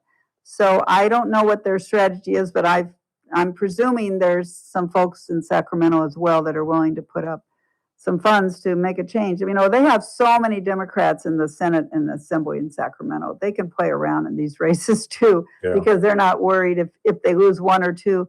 They've got multiple, which is my many beefs with Sacramento right now. There are so many of one party that when there's a tough vote, they let 20 of them take their per diem and their paycheck and not vote because they don't want it on their record. Yeah, we call that the Rudy Salas. That's what we call that, where Rudy voted against, I think it was the gas tax. Yeah, they let him to take a walk. And it passed overwhelmingly, so he could take a shot, so he could come back home and say, I didn't do it. My name is Bennett, and I ain't in it. Right. Of course he could. But if it had been a 1-2 vote, margin difference, they'd have put some pressure on him, and he would have had to have voted with the majority. And Baines has done the same thing. Well, I'm voting for the oil industry. Not really, because you voted for the speaker, and that speaker is out to shut down the oil industry, and they have. So no, it doesn't work. You can't take credit when your party is so overwhelming. Super majority. So those races June will be interesting on all those. And of course, if Manpreet does make it, where she makes the top two, whether it's with the Republican or against Hurtado, which I think Guillermo will win that primary. for the Republicans. Not that we have a primary, but then she cannot run for city council in the fall. So that's be an automatic that she can't run for re-election. Well, I might even have to join, throw her in with the Andre Gonzalez campaign that I'm in favor of, Right. so we can just get them off Go our up to city council. Sacramento. Yeah, I mean, Can't what's the be difference? worse. Exactly, Can't be what's the worse. difference? I mean, is she really going to vote any differently than No. Hurtado? Right. Is Andre going to vote any differently than the Democratic Party? At least we can get them off our city council. Right. And we get Core I can live with, but Andre Gonzalez, go to Sacramento, take him, please. We'll rent him an apartment. We'll get you ready. Oh, I'll pay you first month's rent. Shoot. I'll leave you with what I'm about to get into while you're driving home, and that's the Texas Senate primary tomorrow. I think this thing's really interesting. It is. And the president's held out his endorsement, so I'm presuming. Why is that? Well, because I think he's figuring that it's going to they're going to make the runoff. And I think he wants to see how they do in this. Do you think when it's 2 and it's probably going to be Paxton and Cornyn, he'll make an endorsement? Well, he seems to not like Cornyn, but maybe he's going to judge just how tough might it be. I have trouble imagining why Jessica Crockett is running. Has anyone figured out? Jasmine? Jasmine Crockett. Jasmine, sorry, not Jessica. Well, because Why? the numbers, as I said before the Stephen Colbert deal, she was leading by 7 points. Yeah, but now they've got that conservative Democrat pushing very religious who's running. James Tellerico. And I predicted that when he was 7 points down. He's going to win, much to our chagrin. He'll make the runoff, you mean? Yeah. Much to our chagrin, because we need Jasmine Crockett on that ticket. So tomorrow's the primary, and then May 26th. So this is all before ours election and the primary in June, but that'll decide. Can Wesley Hunt sneak in there? He's 6-7 points down. I don't think so. I don't think so. I don't think so either. No, he's a good guy. But, he is a good guy. Yeah, no. And then Georgia, Marjorie Taylor Greene's seat is coming up. Anybody we know, right? Well, that's a safe seat, though, isn't it? Yeah. Oh, yeah. The Republicans are fighting over it. So, okay. In fact, there's 17 candidates. 12 are Republican. Really? So the county clerk's probably not happy having to print all those pages of ballots. No kidding. Kathy Abernathy, everybody. Quick timeout. We'll get into that Texas primary when we come back. Don't go anywhere. That was good. That was really good. Guillermo Gonzalez. Is that his name? Guillermo Gonzalez? News Talk 96.1 and AM 1180 KERN. Yeah. With SLN News, I'm Keith Peters in Washington. Israel and the United States pounded Iran on Monday in a campaign that President Trump said would likely take several weeks. Tehran and its allies hit back against Israel, Gulf states, and targets critical to the world's energy production. The intensity of the attacks included the killing of Iranian Supreme Leader Ayatollah Ali Khamenei. The gunman who opened fire outside a crowded Texas bar and killed 2 college students in an attack that wounded 14 others had not been on the radar of authorities, federal and local investigators said Monday. And had a fraud the charge FBI and against him. police in Austin say it's too soon to identify the motive behind the mass shooting early Sunday that the FBI has said is being investigated as a potential act of terrorism. More details at SLNnews.com. He's the Walking Dead because he didn't just have an affair. News Talk 96.1 and AM 1180 KERN. From the KERN newsroom, your live and local news update on News Talk 96.1 and AM 1180 KERN. I'm Chris Davis. You're paying $4.58 on average for a gallon of regular across the state, and that's the highest price in the country. With the attack on Iran, oil experts predict the price of crude oil could go up, and that would have a direct impact on what you pay for gas. If that actually happens, depends on how long the fighting lasts, says Gas Buddy. In Bakersfield, the gas is cheaper with the cheapest at a station on Bing Avenue for $3.83 per gallon. Congressman Vincent Fong says he's willing to try and help get Delilah's law passed, saying he will sign on to co-sponsor the bill that would make it illegal to issue a commercial driver's license to anyone here illegally. It's named for Delilah Coleman of Bakersfield. I'm Chris Davis in the KERN newsroom with news every half hour and when it breaks on FM 96.1 and AM 1180 KERN. Look up in the sky. Yeah, that's what they cry. It's a bird. It's a plane. No, it's them. It's Paul Sheldon's team, that well-oiled machine of Christine, Kelly, and Lynn. Okay, not superpowers, but still thousands of hours deciphering Medicare's whims, fighting the good fight, learning what works right. Christine, Kelly, and Lynn. So it might seem old-fashioned, but hard work with passion most often gives you the win. And the trio that knows are those Medicare pros, Christine, Kelly, and Lynn. You know, actually, to many, they are superheroes. Christine, Kelly, and Lynn. When Medicare matters, our team has the answers. Team Paul Sheldon. 398-2298. Coming up on the Tuesday edition of the Clay Travis and Buck Sexton Show, the continuation of the war from the air against Iran. More conversation about how deep into this Trump administration will get. We'll look at that, plus also the threat to the homeland in the aftermath of a domestic terror attack over the weekend in Texas. What does it look like from a threat perspective here at home? We'll talk about it with Clay and Buck. Live 9 to noon. News Talk 96.1 and AM 1180 KERN. I'm JR Flores. Catch my show, The JR Show, weekdays at 2 p.m. Now, back to the Ralph Bailey Show.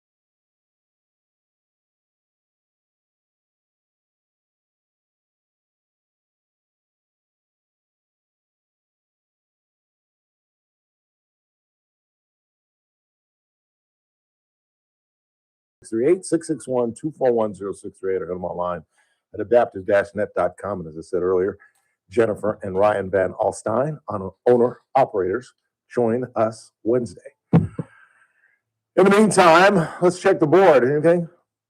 Oh, yeah, I got a couple here. What do you got? Ralph, thank you for how you opened the thoughts and comments on, or I'm assuming they meant with thoughts and comments on Iran, how you expressed your process and how you're going about this discussion is exactly why I love listening to your show. Thank you very much, Mom. I appreciate that. That's my mother. Thank you. I appreciate that. No, Mom's busy today. Mom is on some field trip with my nephew, so it couldn't be my mom. But thank you. What else you got?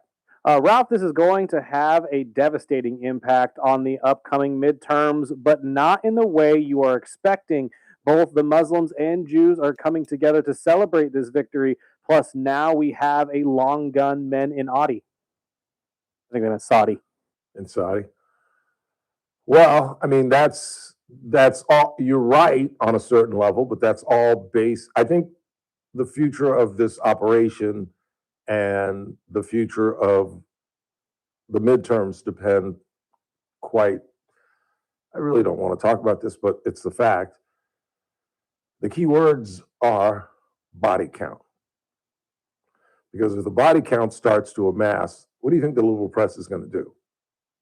They're going to lead with that every single broadcast on every single show, every single day. They might even go back to the 60s. Old folks like me, do you remember the 60s and the 70s, the late 60s and the early 70s, when Walter Cronkite would lead the news? Literally, he and ABC and NBC would literally lead every night with I forget what it's called in television. I used to be in TV, where you have God, I forget the phrase, but it's a number that hangs over his shoulder. It's not a two shot, but it's a wider shot with sometimes you see pictures of the person they're talking about. Sometimes you'll see graphs, whatever. But back in the early 70s, they would start with a number. And it was the number of Americans killed that day. Every single day. And people scratch their head as to why this country was divided or why we got bitter about the conflict. Because just imagine for just a hot second, had we had that kind of technology in the 1940s and the news agencies were reporting. I mean, think about some of the incredible tragedies of World War II, the Battle of the Bulge, in Italy, I forget the place. There's a bad combat situation in Italy where we lost hundreds and hundreds of men in a day. Can you imagine? And that's what they'll do. That's exactly what they'll do if the body count starts to rise. And then this thing spirals out of control. There's nothing we can do about it.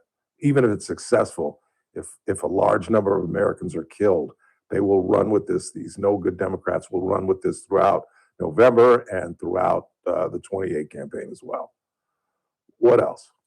I understand why you're saying the 2 deaths in Austin are because of the attack. However, I think the 2 deaths in Austin proved why the attack was necessary.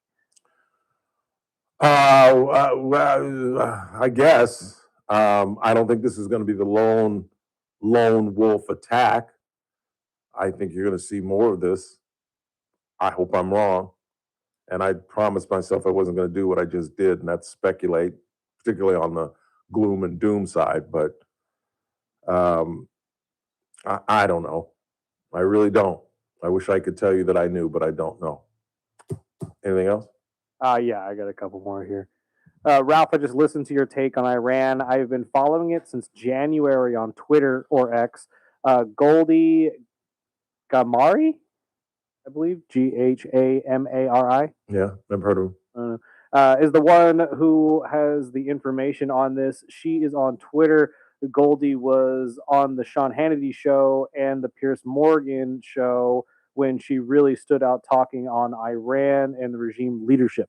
Is she the woman with the crazy hair? I think I know who you're talking about. I think I saw her this weekend. She's got kind of a crazy, frizzy.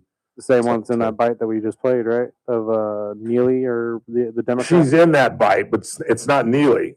That's but you're right. Yeah, you're right. That's the woman I'm talking about. Yeah. Who's in that video. Yeah, you're absolutely right. Like I said, I don't know how to respond to that. I don't know. What else you got? Ralph, it doesn't matter whether it be the war on terror, the war on poverty, the war on drugs, the war on healthcare. We, the people, always lose. Cost of living keeps going up and gets more expensive as we print money and pay to pay for it all. Yeah, I should have got into that with Daniel Petrie. We had Daniel Petrie on at 3:30 talking about the financial end of this, and we didn't talk about the billions of dollars we're spending just to fuel this thing. I mean, just the amount of money that we spent just getting the USS Gerald Ford and that whole battle group. Because first we sent them to, where did we first send them? Was it Venezuela? I think that's where we sent them first. Venezuela during the plucking of Maduro, and then we sent them to the Middle East. And I mean, just think of the money. And I didn't want to go there because, you know, men and women are in harm's way and we're talking about money or politics, but that's part of war, that you have to talk about that. I mean, that was one of the big differences in the Civil War. The fact that the North kind of had an unending flow of money and the South didn't, because their very economy was being attacked by the lack of slavery. So money is a player in war. It truly is. I mean, I don't know. It's just, you know, at first I was kind of elated just that Khomeini was dead. But then when you think of the long run, like if you're a mother or a father of a young soldier, you know, you're having a tough time sleeping or eating, you know, particularly when the president says, I don't have the yips with respect to boots on the ground, like every other president who says there will be no boots on the ground. I don't say that. And man, oh manicotti, if we have to put American boys in Tehran, it ain't gonna be good. It ain't gonna be good. What else? Since they built it so quickly, we should bring them over here. We can't even build a freeway right or on time or a bullet train in 10 years. Maybe they should be the ones taking care of construction in the U.S. Who is they? I'm assuming they're talking about Iran and their rebuilding of the nuclear. Well, they just started over again. Basically, I mean, you really don't think that they have just one site, do you? You really don't think that they put all their eggs in one basket? Maybe. I don't think they're that stupid. And there's no question that they've, according to intelligence reports, that they've reconstructed. In fact, the reports were they were reconstructing 2 different sites. So I'm assuming that those sites were probably on standby already. I mean, they could not have, and maybe they did blindly go into this thinking, oh, the Americans will never attack us. They'll never try to destroy this. I don't think they're that stupid. I think you have to, have a contingency plan. You have to have some kind of alternative in case something gets destroyed. At least that's how we've always approached it. One more, and let's take a break. 35 years of Iran getting nuked, what Kathy says going on all over the world. There is no reason for this. We don't ever learn. Well, if you're satisfied with the Iranian regime killing thousands, literally thousands, tens of thousands of Iranians, if you have no desire to free the people of Iran, I mean, you should go to Los Angeles, liberal Democrat. You should go to Los Angeles and see the Persians celebrating. Westwood, I understand, was packed with people just flooding the streets with Iranian flags, just celebrating over the weekend. And 55% of China's oil now is in question. Taiwan, now they know that if in fact China moves on Taiwan, we will move with them. That we've got a president that's not afraid to pull the trigger when necessary. So of course, again, you have proved my point at the top of the show that there is no America. Because when we were children, everybody was on board when the commander-in-chief put people in harm's way. But now there's a democratic America, and people are willing, liberal Democrats are willing to criticize an operation where people's children are in harm's way, which is really anti-America as far as I'm concerned. And then there's the Republican Party who's equally as guilty, who are jumping up and down like this is the greatest thing that's ever happened since deodorant. Well, it's going to be a little more tricky than that. And it just breaks my heart to hear Americans already say that this is doomed. Who are you rooting for? Are you rooting for the Iranians? Do you want to see us fail? Is that what you want? Absolutely amazing to me. Absolutely amazing. We'll take a quick time out. We'll come back. We'll delve into tomorrow's Texas primary. The wacky state of Texas votes for 2 weeks. Literally, they stopped on Friday night. They don't vote Saturday, they don't vote Sunday, they're not voting today, and then they open up the election again tomorrow. Then they shut it down at 8 o'clock Central. And no Republican's we'll get into it when I come back. It's the Ralph Bailey Show on a Monday, right here on News Talk 96.1 and AM 1180 KERN, where we stream live at kernradio.com. News Talk 96.1. Casey. God damn it. What will we be talking about on Tuesday's Armstrong and Getty Show? Hard to say. We are a country at war and things are moving and changing very fast, but we will have the latest. One of the big stories we'll surely revisit is AI and the giant data centers being built here, there, and everywhere. The enormous amount of electricity they consume. What to do about that in the news of the day. Next Armstrong and Getty Show. Weekdays noon to 2 on News Talk 96.1 and AM 1180 KERN. I am cheating tonight. I had a really healthy weekend, played a little golf, ate everything good for me. So I'm going to reward myself and head to KC Steakhouse, where I'm not going to have red meat, but I am going to have a baked potato. I'm sorry, I'm going to cheat just a little bit, just a splash of butter, just a little bit of sour cream, but I am going to Casey's Steakhouse. But as I always mention, not everybody that goes to Casey's Steakhouse, particularly in large groups, is feeling red meat. And that's not a problem. That is not a problem because, as I've talked about for years now, Chef Daniel has expanded the menu. And I'm going to go tonight and have the Ralph Bailey, the chicken breast smothered in a creamy mushroom and spinach sauce with a little asparagus on the side. And yes, I'm going to have a baked potato. Where would you rather be? And of course, the Stockyard opens up on Thursdays. They have live music Thursdays, Fridays, and Saturday nights. If you've not wandered in there, I strongly suggest you do, just for a craft cocktail, maybe before or after dinner, or you can even have dinner in the Stockyard next door, or can have any kind of event, an election night event, a luncheon meeting in the beautiful banquet room that Cassie Biddle has created.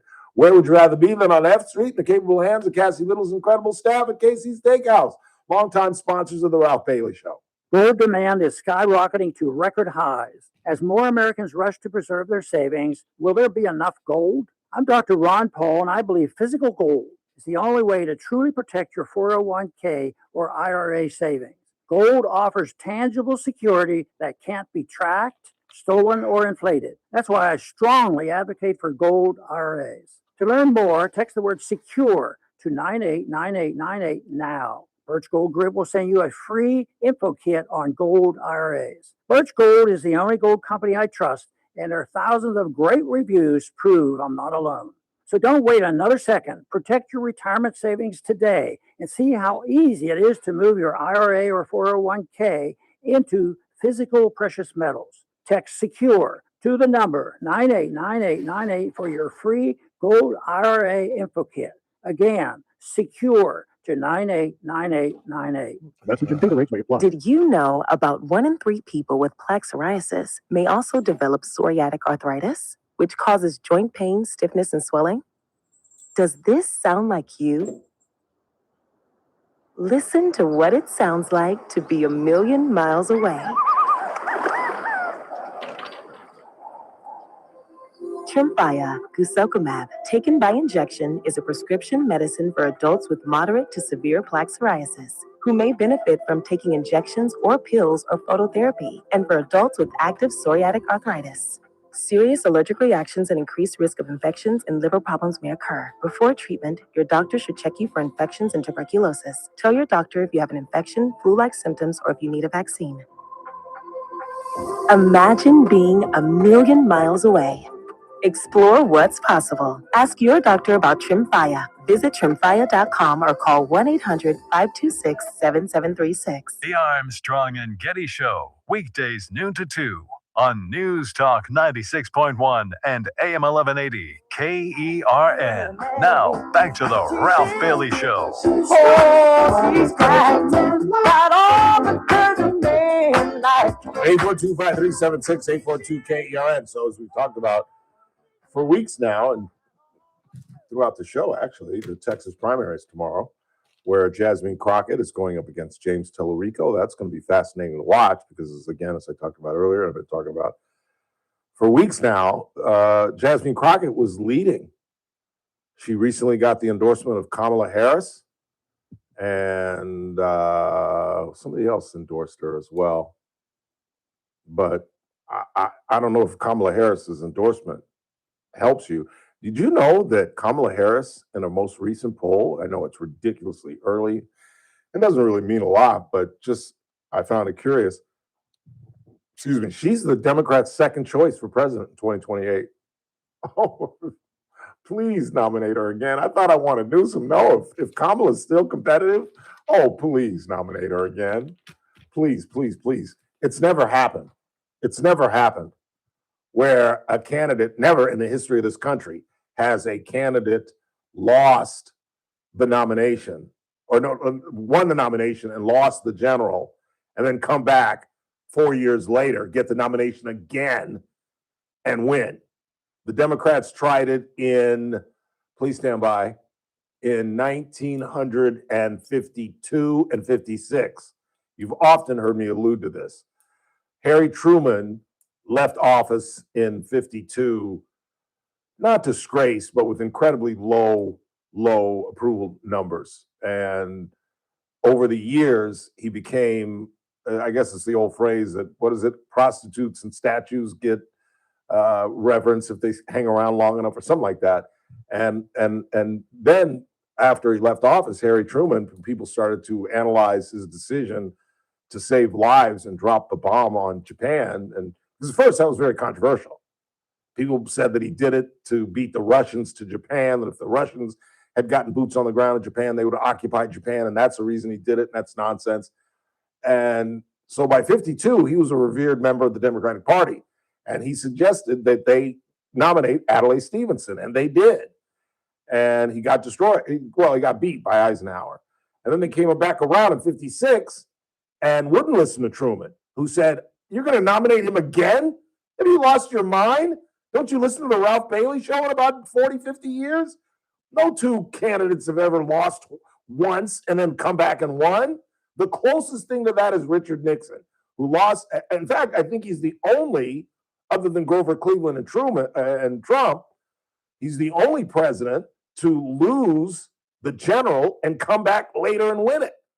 Grover Cleveland did it. He won, he lost, and he won. And you know that Trump won, lost, and won. Some of you think he won all three times. That's beside the point.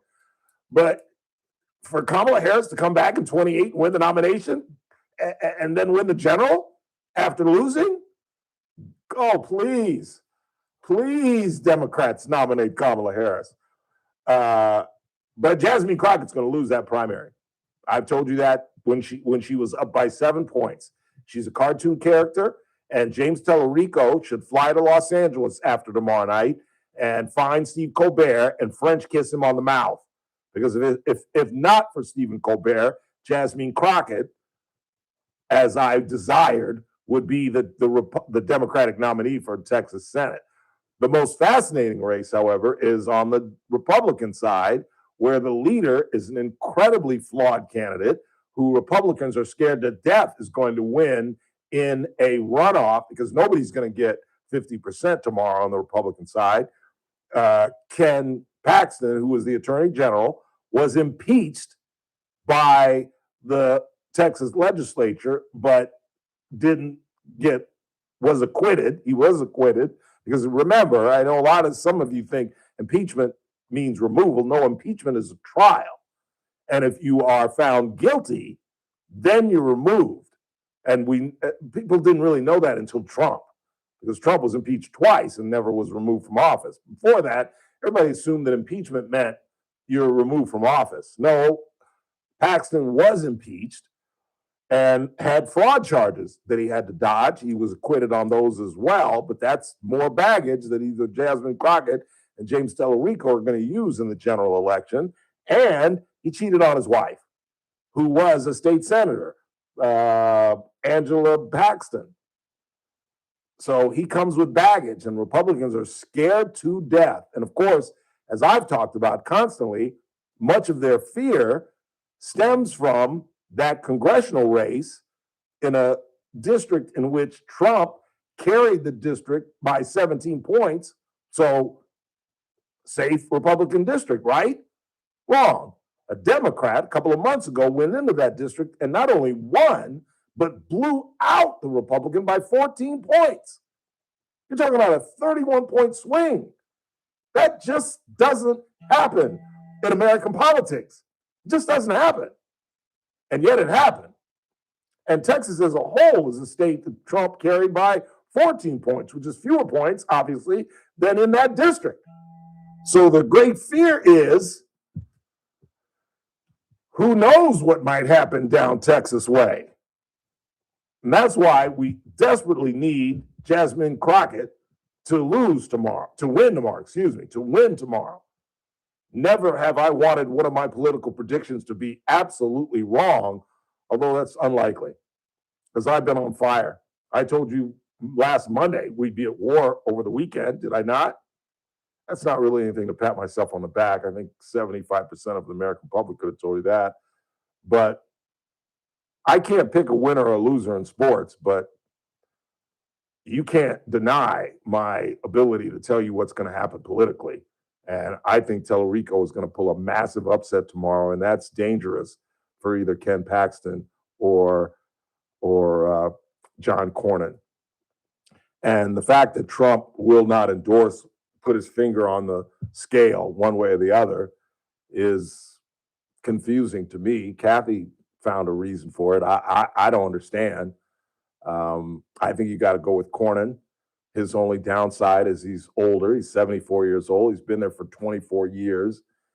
And I think we don't want term limits, but I think we do have a desire to see, we lived through Dianne Feinstein, can't remember now. We were living through Mitch McConnell, who on some days literally can't even speak. I lived through Strom Thurmond, who served for like decades and decades and finally gave it up when he died in his 90s, one of the most virulent bigots out of my daddy's home state of South Carolina. And I think people are just growing tired of long-lasting legislators and are looking for change. And that's what Ken Paxton brings. He's currently leading in the most recent poll, 32-29, with Wesley Hunt hanging in there and siphoning off votes from Cornyn at 21%. But that's the fear, the Republicans. They love to get behind Ken Paxton. It's not a matter of this like Hurtado where a challenger is taking on the incumbent and the party doesn't know what to do. They want to support Paxton, but he is the wild card with the impeachment as an advertisement. Cheating on his wife is going to be a big commercial that either Crockett or Tellerico will run in the general. And with Cornyn, there's no baggage. It's just, man has been here forever and it's time for a change. And that can be effective. I had wished that Wesley Hunt, the African-American helicopter pilot, the badass Army pilot, could have jumped in there. And I wish he had waited, but he's a great Congress member and a really good guy, but he doesn't have a chance of being in the runoff. Headed into 5, Manpreet Kaur unleashed the worst kept secret in Kern County. She's running for the Senate. We'll talk about that when we come back. Don't go anywhere.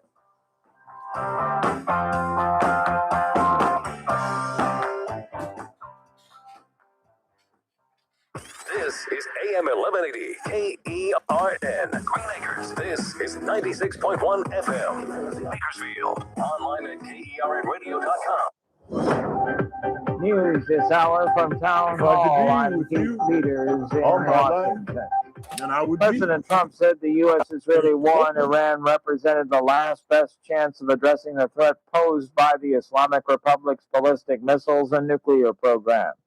President Trump says his administration warned Iran not to continue their pursuit of nuclear weapons. Following our obliteration of Iran's nuclear program in Operation Midnight Hammer a short while ago, we warned Iran not to make any attempt to rebuild at a different location because they were unable to use the ones we so powerfully blew up, but they ignored those warnings and refused to cease their pursuit of nuclear weapons. The president said the Iranian leadership already have missiles capable of hitting Europe and our bases, both local and overseas.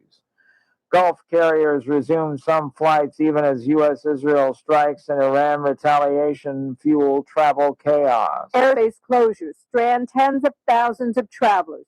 Dubai officials are telling passengers to go to the airport only if contacted because more than 80% of the flights remain canceled. Christy Elmer from New Hampshire was stuck there Sunday with her husband. It feels fairly safe. The hotel's doing a really good job taking care of us. We're getting a lot of information, both from my company, but also the embassy. Meanwhile, foreign governments are urging their citizens to shelter in place while officials explore evacuation options. I'm Julie Walker. Former President Bill Clinton sought to distance himself from convicted sex offender Jeffrey Epstein in last week's closed-door depositions with lawmakers. That's according to videos that were released Monday by a House committee. On Wall Street, the Dow down by 73 points. The NASDAQ rose 80. More on these stories at townhall.com. The following is a real-life story from Trinity Debt Management. I had a lot of credit card debt and it stressed me out. But what I thought was a solution turned out to be a problem. I kept hearing ads about debt settlement that seemed too good to be true. And actually, it was. When I called, they told me to stop paying my bills. That didn't sound right to me at all, so I hung up. Later, I found out that debt settlement is bad, real bad. Then I learned that there is a right way to pay off your credit cards. It's called a debt management program from the great team at Trinity. Trinity had a plan. In the end, I paid off my bills, I saved thousands, and I even improved my credit score. If credit card debt has you down, call Trinity at 1-800-990-6976. My name is Heather. Please forget debt settlement and remember Trinity Debt Management. 1-800-990-6976. From the KERN Newsroom, your live and local news update on News Talk 96.1 and AM 1180 KERN. The highest prices already, but wait for it. I'm Chris Davis. California already has the highest gas prices in the country, but you might be in for another piece of pain when you go to fill up, and that has to do with the attack on Iran. Oil prices are expected to go above $70 a barrel, and when that happens, gas prices usually go up from 5 to 10%. Gas Buddy says the price increase at gas stations likely won't be immediate, but it depends on how long the fighting lasts. Right now, the average price for a gallon of regular in California is $4.58, says Gas Buddy. The least expensive in the state is $3.53, and that's in Colusa. In this area, the least expensive is in Bakersfield, where a station on Ming Avenue is selling it for $3.83. It's $4.05 in Arvin and $4.29 in Cal City. If you happened to be in Shafter last night and saw the blue and red lights near the wonderful industrial park area, that was because two semi-trucks hit near the intersection on Fanucci Way and Lucy Road, say police. They had to shut down traffic for a couple of hours while they got the report and saw to the trucks and the drivers. No serious injuries were reported with that crash. And speaking of semi-trucks, you may remember when President Trump asked Congress last week to pass a law named for a young lady from Bakersfield who was seriously and permanently hurt in a crash with a semi-truck. Congressman Vince Fong says he's ready to help take on the job of trying to get Delilah's law passed. The law is named for Delilah Coleman. That law would make it illegal for someone who is here illegally to get a commercial driver's license. I'm Chris Davis in the KERN Newsroom with news every half hour and when it breaks on FM 96.1 and AM 1180 KERN. What do you think? This is the Army where you shoot them a mile away? You got to get a post like this.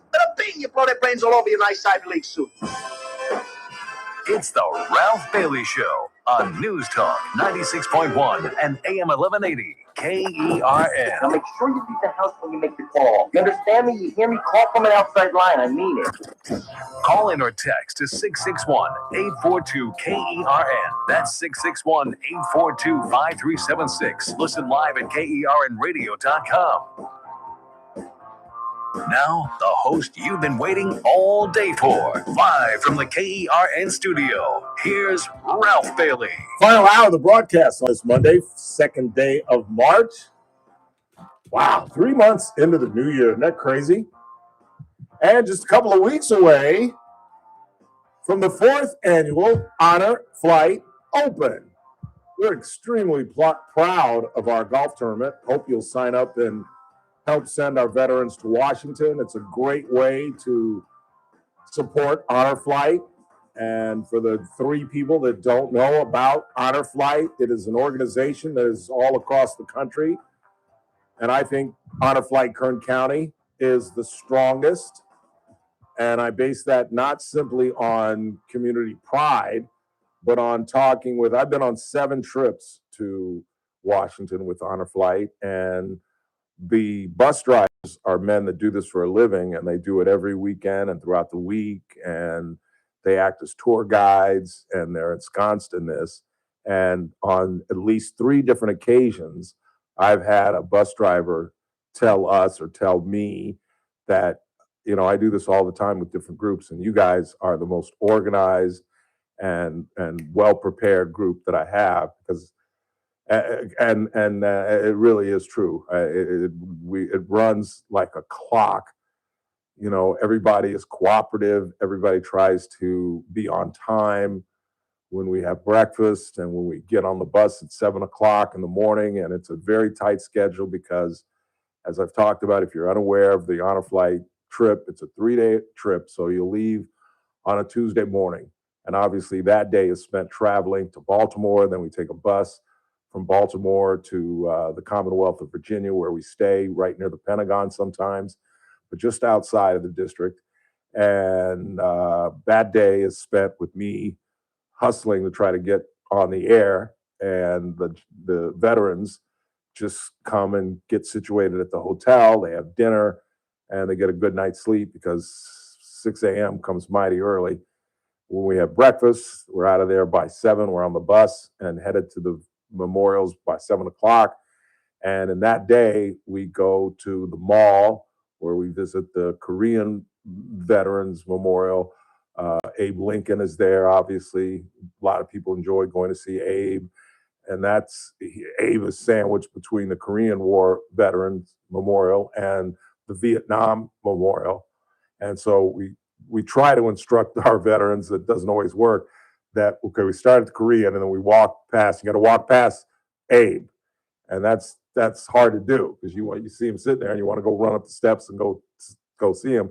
But we go directly to the Vietnam Memorial where pictures are taken, and it's not just simply guys just looking at the wall and finding their friends. The pictures have to be taken. And then you have some time to go see Abe. I take my personal time, as many on the trip do, to walk even further and go visit my fellow Morehouse man, Dr. Reverend Martin Luther King Jr., whose memorial is about 150, maybe 200 yards away from the mall. And then we're back on the bus where God, my memory is so bad, where we do a lot of different things. And we're done at around 5:30 in the evening, East Coast time. And that's why I'm scrambling. That's one of the reasons that I'm kind of backing away. I set hairs on fire when I said that, as if I was going to not support Honor Flight. I just don't want to go on the trips anymore. I mean, really, I'm an old man. And, every single trip, we have to start the show on the bus the first day because we get in around right around 3 o'clock Pacific time. Well, actually, it's right around 3 o'clock Pacific time that we get in. So we have to start the show on the bus for the first half hour. And then JR comes in sometimes and maybe do another 15 or 20 minutes while I'm getting Chris to explain to me how to set up the equipment, even though I've done it 7 different times. And it's just, I'm running. And then the next day, the big day, when we go to all the memorials, we're done at about 5:30, which gives me just enough time to literally sometimes have to sprint up to my room where the equipment is set up and get on the air by 6. And then the takeoff day, we go to Fort McHenry normally because it's in Baltimore and that's where we take off from. And it's a great tourist site. It's where Francis Scott Key wrote the Star Spangled Banner. It's a great story that the Rangers at the fort tell. And I'll tell it really quickly. The British were going to invade Baltimore, and it was going to be a slam dunk, an absolute slam dunk. And they were going to begin with Fort McHenry. And somehow, in America's miraculous way, just like the Revolution and just like the War of 1812, and not so much, but they were going to just destroy us. And Francis Scott Key at the time was negotiating, he was a lawyer, and was negotiating a friend who had been taken hostage by the British. And the plan had already been in the works when Francis Scott Key boarded the British ship to negotiate the release of his friend. And so they could not release Francis Scott Key. They didn't want to kill him. And so he had to stay on the British ship while they invaded Baltimore. Well, we flipped the script and won.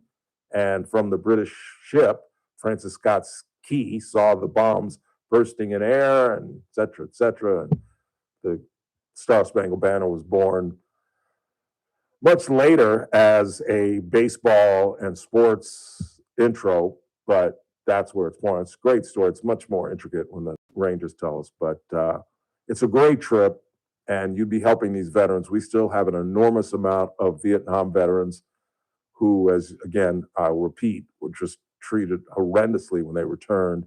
And this is their get back. This is their final in the 16th, 17th, 18th hole of their lives, the deep fourth quarter of these lives, because now it's been so long, Honor Flight's almost a decade old, that now, when I first got involved, the veterans were in their late 60s, a little bit older than me.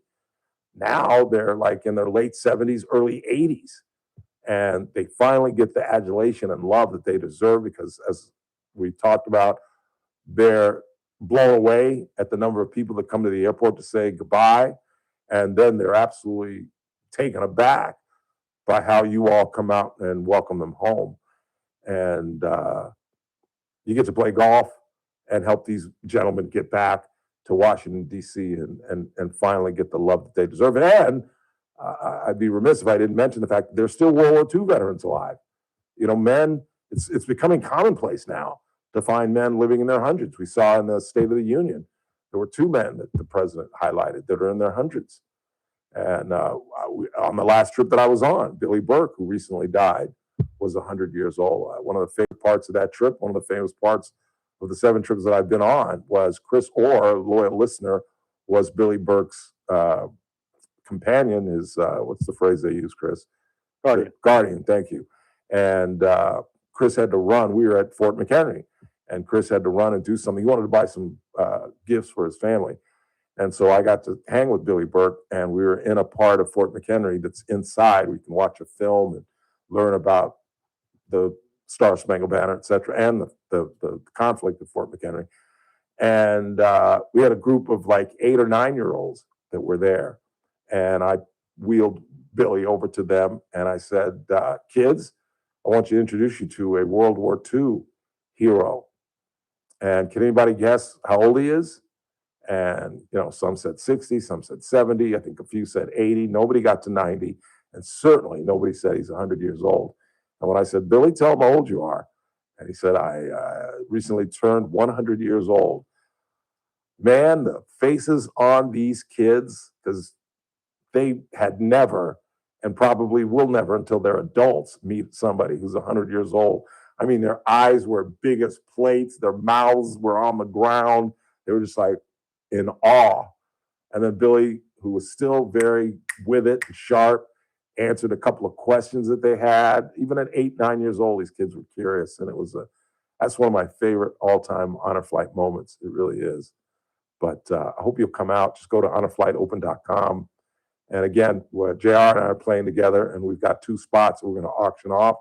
So if you're interested in that, just let us know. We'll try to put together some things. We're still having meetings about how we're going to do this. But if you're interested, go to honorflightopen.com or call Chris and let him know that you want to be part of the auction or however we're going to do it. Let's go ahead and take a break. When we come back, we'll talk about Montpreet Corps' bid to join the Senate and leave our city council.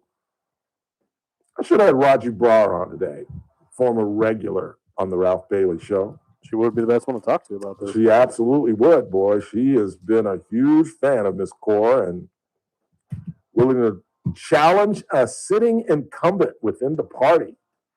She was pumping her up when she was a regular on Yes, she did. Yes, she did. She's a huge fan of Montpreet. In the meantime, coming up at the bottom of the hour, we'll reset our lead story, obviously. Check the board, see if there's anything new on the Iranian situation, because it could change at any minute. I have never switched back to the Newsmix channel as much as I have in the last 72 hours. I mean, if I'm watching something and it goes to commercial, I switch to 200 just to make sure nothing's going on. And then I go back to what I'm watching, and it goes to a commercial. I was watching the Laker game. And every time out, I'm back on the news channel. Let's see what's something new. Because you just never know. You never know. We're coming right back on the Ralph Bailey Show, News Talk 96.1, AM 1180, KRN. We're streaming live at kernradio.com. News Talk 96.1. Messmaker? Got one?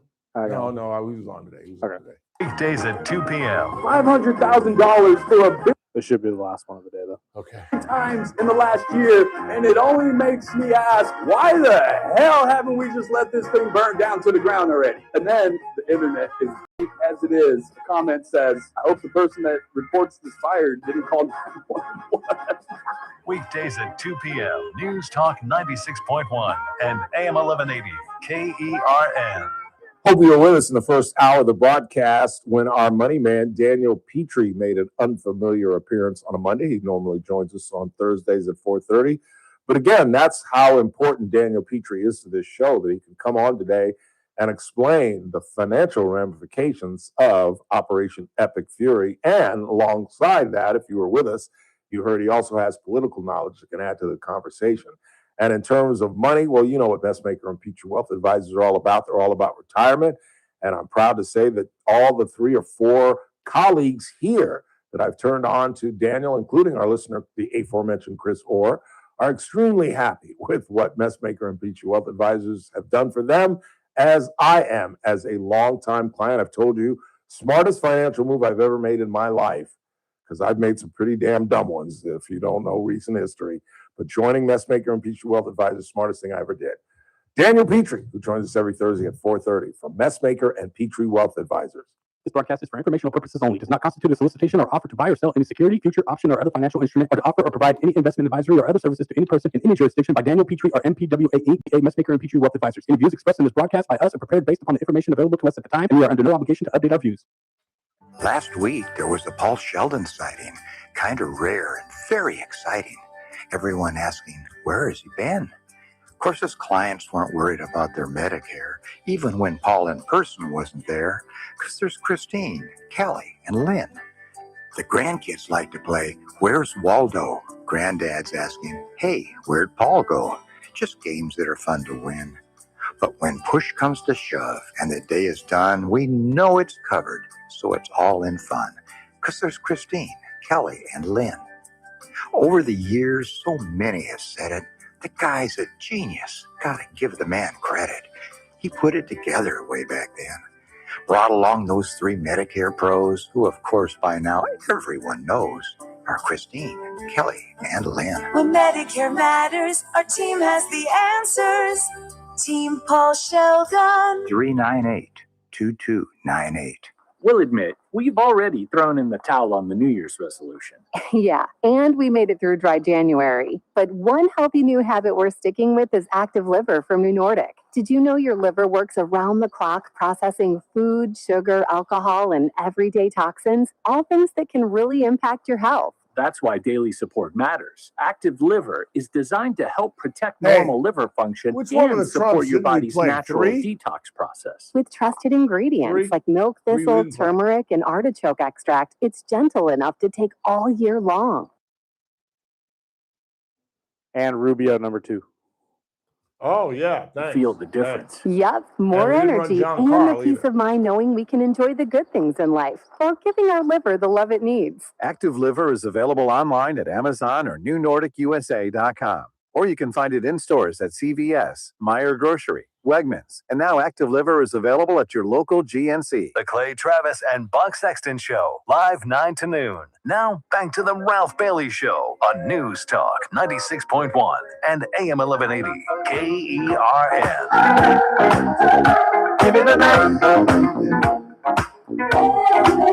Now, this is what we need more of.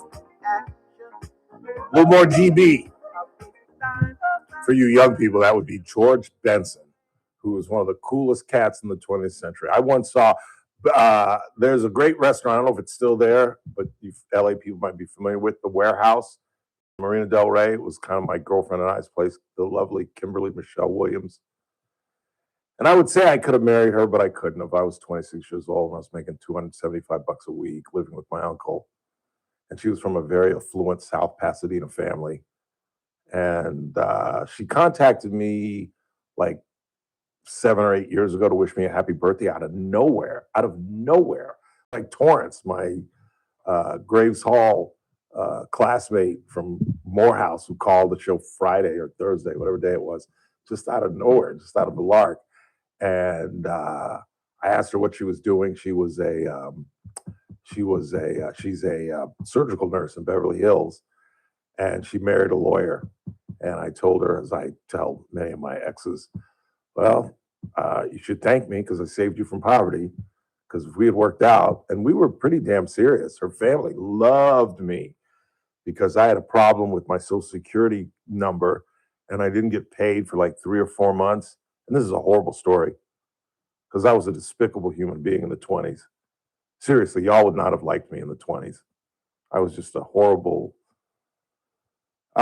person. And so I didn't get paid for like 4 months. And I basically lived off my girlfriend, Sheena Lester. And then out of pure coincidence, I didn't do this on purpose. It was just sheer coincidence. But I'm sure to this day, Sheena thinks that I did it intentionally. Like when I got my money, which was back pay for 4 months, and even when you're making $275 a week, 4 months of back pay in one sitting is pretty good. And I broke up with Sheena right when I got the money.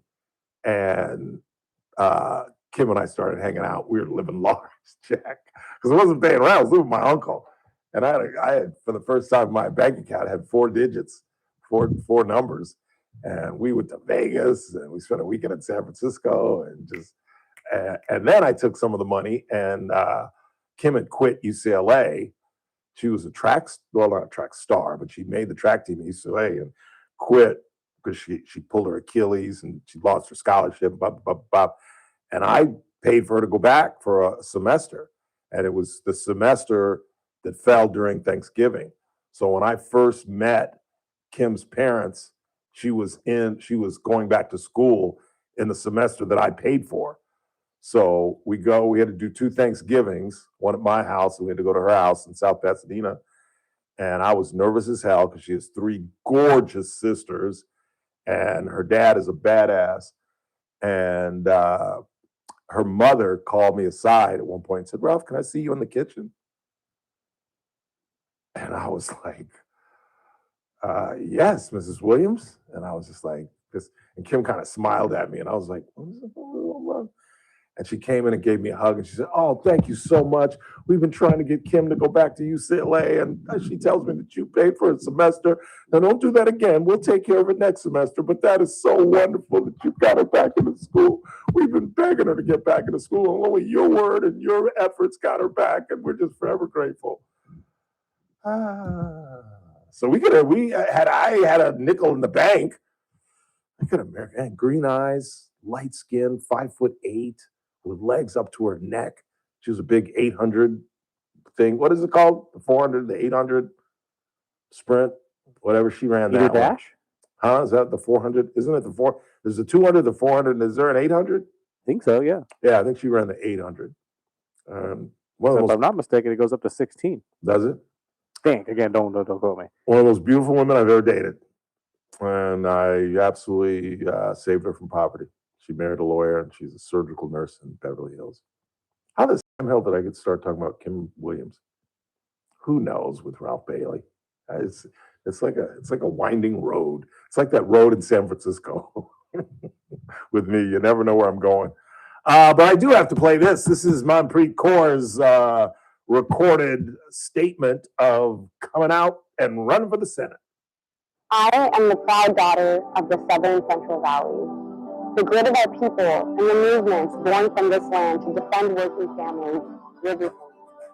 When our neighbors are living in fear of ICE or are forced to choose between buying groceries or keeping the lights on, silence is not leadership. Action is. We deserve communities where our families feel safe, can afford to stay, and have a real thought at something better. I'm running for California State Senate because this is our home, and in the Valley, we protect our own. California has always been a place that promised prosperity. Together, we will build a stronger future, our Californian dream, right here in the Valley.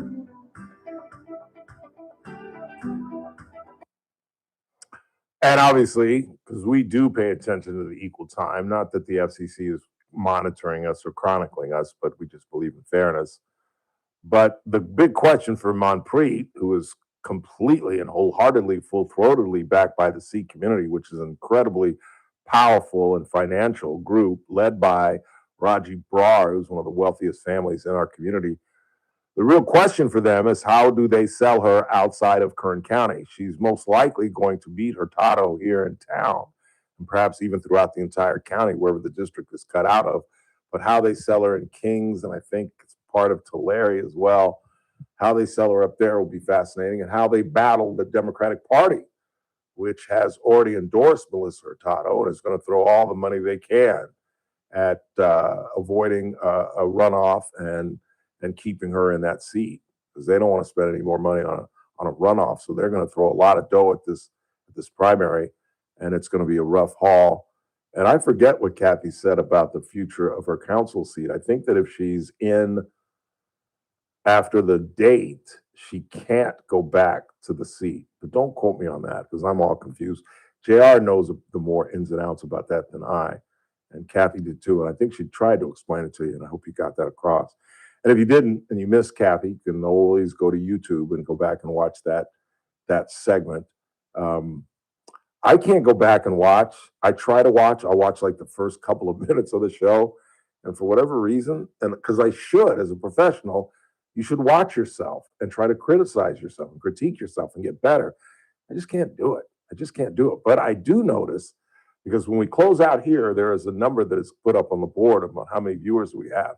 What I have noticed is that we have not a significant number, but a pretty good handful of number of people that go back and watch either a segment or the entire broadcast after 6 o'clock.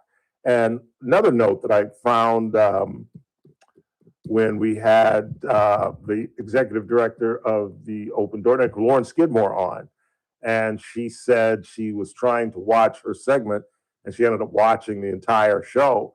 And I texted her, and I'm telling you all, you can fast forward the broadcast. There's when you go to YouTube, put in Ralph Bailey, and it pops up, and you see what I'm wearing matches to what you saw on the day, and there's a date that'll tell you as well. There's a little red button at the bottom of the screen that you can hold on to and fast forward to whatever segment you want to watch within the show. You don't have to watch all 3 hours because you want to hear Daniel Petrie at 3:30 or Kathy Abernathy at 4 o'clock or me talk about my ex-girlfriend at 5:15. Whatever segment you want to watch, you can go back and watch it. You don't have to watch the entire broadcast. But feel free, because it's nothing but entertainment and pure pleasure. That's my broken jaw right there. Pure pleasure. Because I can't feel my bottom lip for the rest of my life. So there's some words I struggle with. Quick time out, last half hour. Don't go anywhere.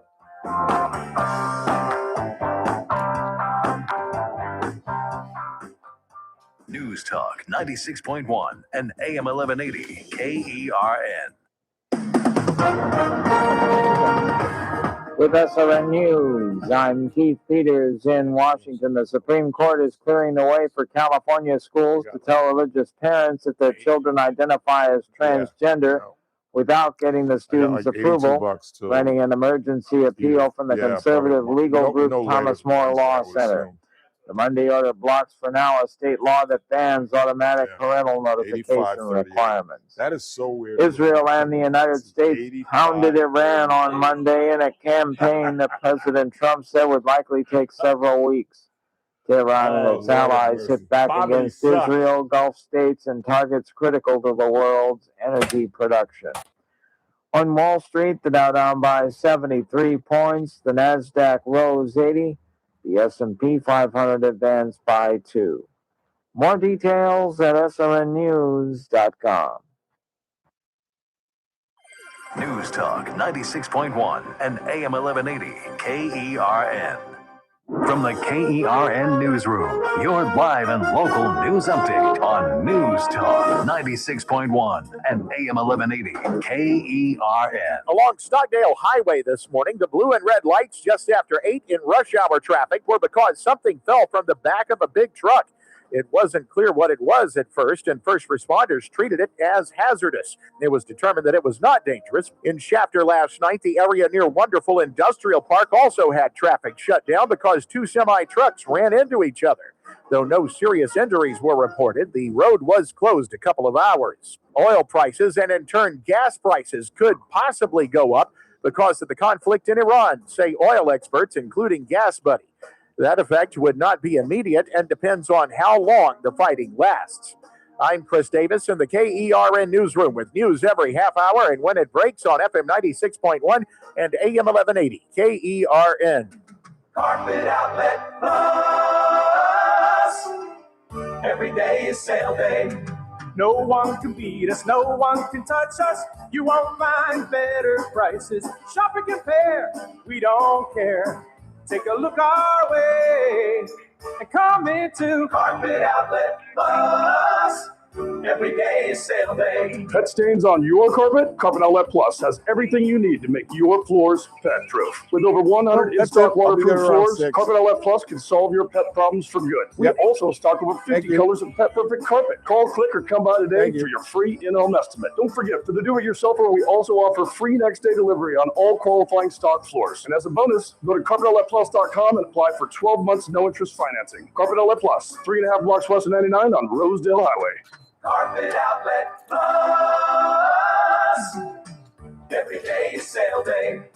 Start your day right. First Look with Scott Cox, 6 to 9 a.m. On the Tuesday edition of the First Look program, we'll talk water issues with Lois Henry from sjvwater.org. We'll have the latest on our little limited skirmish with the folks in Iran. We have state-of-the-art news, traffic, and weather. It's all happening 6 to 9 a.m. right here at News Talk 96.1 and streaming live on the internet at kernradio.com. First Look with Scott Cox, 6 to 9 a.m. News Talk 96.1 and AM 1180. I mean, it's just the sponsors and all that. You're listening to the Ralph Bailey Show. Catch me weekday morning 6 to 9 a.m. on First Look with Scott Cox, News Talk 96.1 and AM 1180 KERN. Time keeps on slipping into the future.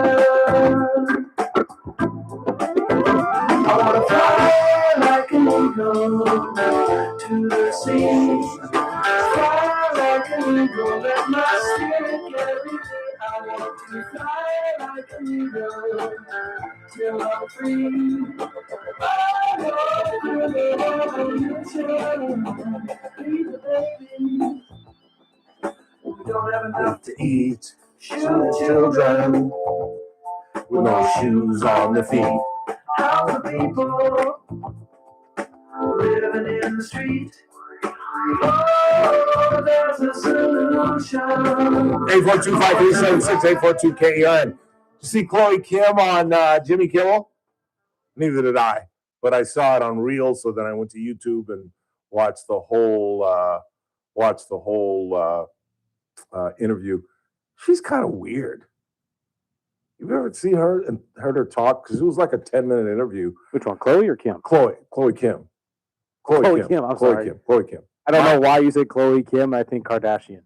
Yeah. Well, because Chloe Kim. Exactly. Yeah. Courtney Kim. Chloe Kim. Chris Kim. The only reason I say that she's kind of weird is because how do you go to high school, graduate high school, and know absolutely nothing about football? Like, she was explaining how she met Myles Garrett. Chloe Kim, the girl who won, what's her event? I believe she's just a figure skater. No, she does the board thing. She did the in the snow tunnel where they go up and down. You know what I'm talking about? Is that what do they call that? Is that what it is? The half pipe? Yeah, I think that's what it is. Oh, she's a snowboarder for the half pipe. Yeah. And she's dating Myles Garrett, last year's Defensive Player of the Year, the best defensive player in football, and right end for the Cleveland Browns. And she was telling Jimmy Kimmel, not that I watch it on YouTube. I don't watch Jimmy Kimmel. In fact, I'm in bed watching Reels at 11:30. But she said that a mutual friend, they had the same massage therapist, and she thought he said Martin Garrix. Who's Martin Garrix, Chris Burdick? Is that some artist? Because she thought it was some artist, and I thought it was. I assumed it was like a famous artist that she thought was playing at halftime, and she was all like, she couldn't understand, like, where is this guy? It must be the DJ. Yeah. Garrix. Yeah. That's who she thought she was meeting, and he didn't perform at halftime. So she turns to her physical therapist friend and she goes, "What happened to this guy?" And she goes, "No, he's a player for the Rams. They were going to a Ram game in Inglewood, And he was like, no, he plays for Cleveland. So then when they started dating, she said she had such little knowledge of football that she would have to ask her friends, where's Miles? And she was like, what do you mean? She said, he's not on the field. I said, well, because Chloe, he plays defense. So, well, when defense is on, he's on the field. And when the offense is on, he's not on the field. She had no concept of that. Like, I understand not understanding what a dive is, what a sweep is, what an out pattern is, what a bomb is, what a wide post is, but not to know that there's an offense and a defense? Yeah, the basics of the game. Yes. You never went to a high school football game?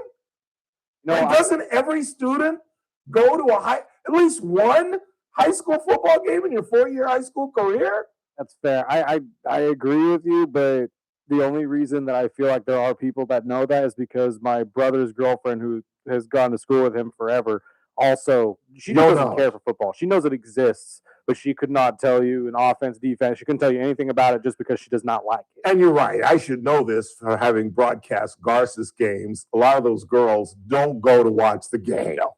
They go to be with their friends. I told you the story about when I went to a Dodger game, and I knew I was sitting in Big Dog's Mike Parents seats behind home plate, and there were these two gorgeous women sitting about a row behind us. And I turned to Big Dog and I said, those are two players' wives. And they were like, how do you know that? And I said, because they've been looking at each other throughout the whole game. They've been chit-chatting about everything but baseball. And I doubt if they've seen one out of this ball game. And lo and behold, I turned around and I said, hi, ladies. Who are your husbands? And one was Austin Barnes' wife, and the other was Kike's wife. In fact, you could dig in my Facebook pictures. I took a picture with her. I'm wearing that goofy fedora and I'm fat as a pig, but it's a classic picture. But so I should have known, I guess. I guess I should give her a break that she's probably been to high school games and probably never seen one play. But I just found that amazing. And then they set up, did you see this thing? Somebody posted it because there were, as I chronicled after the Olympics, there were at least 3 people that got married. Breezy Johnson, the former lesbian. Now, there's a great joke about that. There's like a disease that lesbians catch, but I'm not going to be that appropriate. I'll tell you during the break. I wish I could say it because it's hilarious, but I can't. And it's only a name, Richard. It's a nickname, but it's inappropriate to say. Anyway, and there was another lesbian, the captain of the women's hockey team, that married her boo. And then there was a third one. I can't remember what the third one was, but there was a third engagement. And then, of course, there was the infamous Norwegian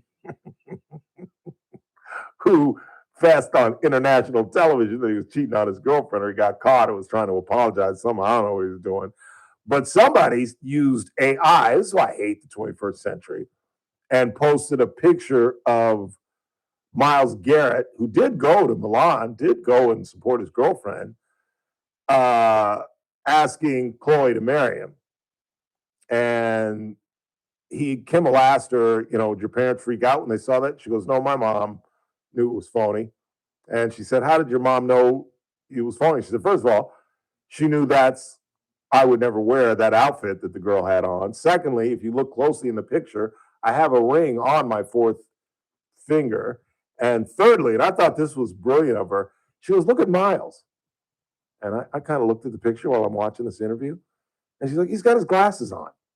Do you think I would let my fiance ask me to marry me with sunglasses on? I was like, good point. That's a very good point. That's a good point.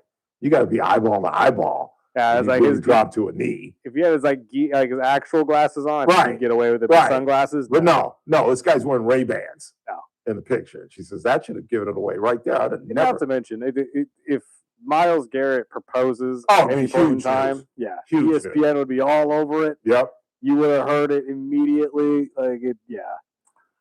I know I'm 0 for 1 because I predicted that Travis wasn't going to get to the altar with Taylor. You really? And it looks like, I don't think so, Chris. Really? I'm telling you, you got to see. I'm going to send you the video of when he kissed her and the dad is in the background. Maybe it's a coincidence, But as soon as their lips touched, the dad went like this. For those viewing on YouTube, the dad went.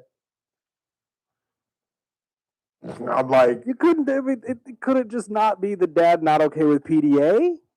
could be, you're right. Or it could have just been a coincidence. He might have been reacting to his wife saying, come on, we're going to eat sushi. Or Maybe. who knows? But I saw what I saw. Fair.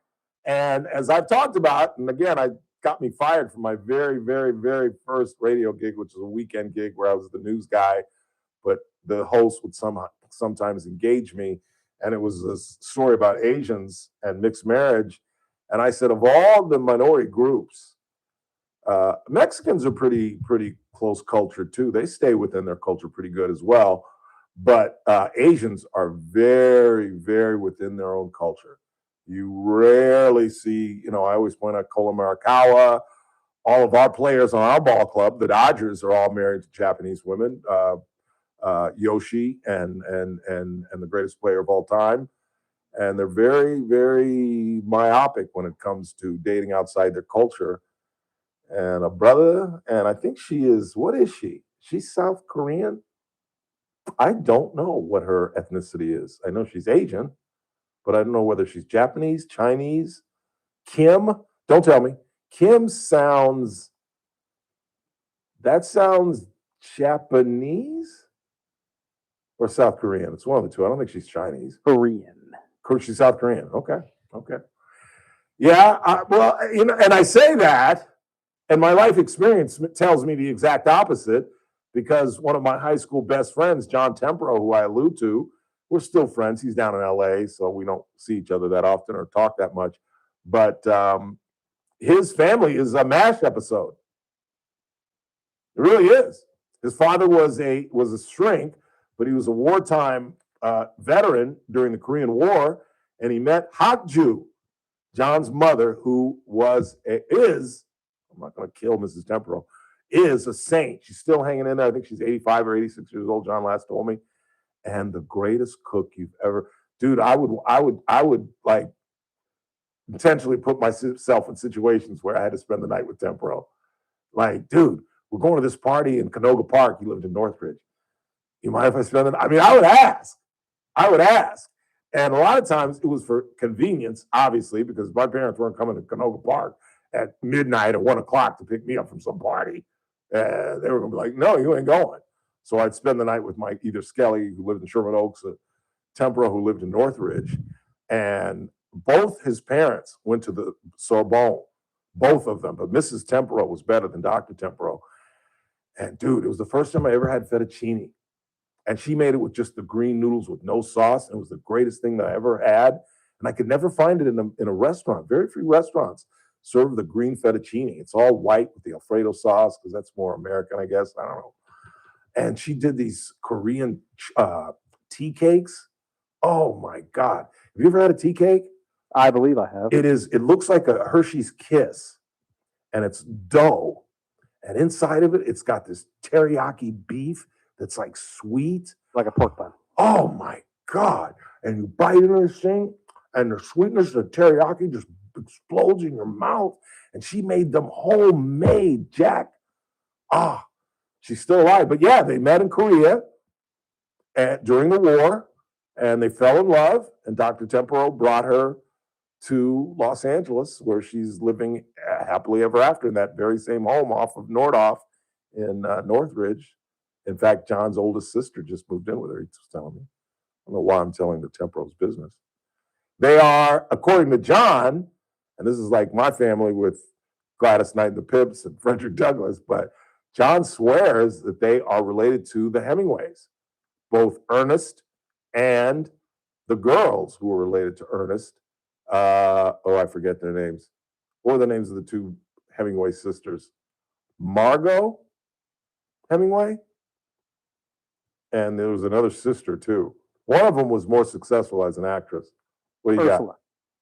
Ursula Hemingway? I'm seeing Ursula Hemingway, Madeline Hemingway, Carol, and Marceline. Wasn't there a Margot? Who was the most successful in the group? Because there was one that was really successful. No? It's Madeline, but she went by Sunny, and she was a harpist. Is what I'm saying here. Yeah. Okay. Well, maybe I got the wrong family. Carol or Nun Bones is the one that Ernest became a legal guardian for after their father's death. No, they'd be grandchildren. They'd be further down the line. She was a famous actress. Grandchildren, Margot Hemingway. Yeah. What's the other one? Mariel Hemingway. Mariel Muffet. Mariel and Margot. Margot, one of them was in Woody Allen's Manhattan, which was a tell. Because in the movie, she's like 16 and he's in his 30s and he's dating her. And we know what happened after that. Years later, he would marry his damn adopted daughter, who was like 18 at the time. I think that Manhattan movie where he's dating where he's a pedophile. You imagine in the 21st century a movie where the leading character is dating a teenager? And how Woody Allen has escaped being outed as a pedophile. I mean, you think it's a coincidence that he made a movie about him being a pedophile and then married his teenage daughter? Adopted, granted, but still, and they are still together. She's now obviously in her like 40s or 50s, and he's about to croak. He's in his 80s, but they stayed together, and he got no shade from Hollywood, despite the fact. And have you ever noticed some of his other movies that are tells? In my opinion, where he's got like 2 or 3 movies where the murderer gets away with it. Like there's a really good one that he does with. It's called Match Point. Have you ever seen that? I don't think I've seen that one, but I know of it. It's set in Britain, UK, and Scarlett Johansson. It's the story of Scarlett Johansson is dating this dude, and it's a famous actor, but I can't remember who it is dating the dude's sister. So the four meet, and the dude that's dating the sister falls in love with Scarlett Johansson, starts an affair with her, and as what happened to me in college, the affair, she starts falling in love with him and threatens to ruin his marriage if he does, because he promises, I'm going to leave my wife, I'm going to leave my wife, I'm going to leave my wife. And that's what I told Tracy Phillips. I'm going to leave Rhonda. She's not, I don't love her anymore. I'm going to be with you. And I was totally lying. And finally, she called my bluff and said, you tell Rhonda I'm going to. And that's what Scarlett Johansson does in the film. And so he whacks her. He sets up a robbery situation and blows her away with a shotgun.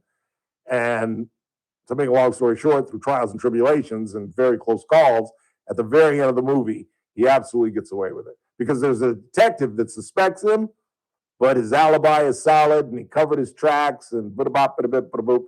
At the end of the film, he gets away with it, which I think is a tell. Because there are 2 other Woody Allen movies where the murderer gets away with it. And that just makes me think, I think we need to look under the carpet of Woody Allen. I'm just saying. Let's go ahead and take our final break. We'll wrap up the show with a reset of our lead story and the latest on the Iranian situation, Operation Epic Fury. Tomorrow's a Tuesday. Teresa Goldman will be here live in studio as per usual. And on Wednesday, Jennifer and Ryan Van Alstyne, owner-operators of Adaptive Networks, the IT company that provides all of our IT service, as it should for you if you're concerned about your IT. Call them today at 661-241-0638 or hit them online at adaptive-net.com. In the meantime, you're listening to The Ralph Bailey Show on News Talk 96.1 and AM 1180 KERN. We stream live at kernradio.com. News Talk 96.1 and AM 1180 KERN. Coming up on the Tuesday.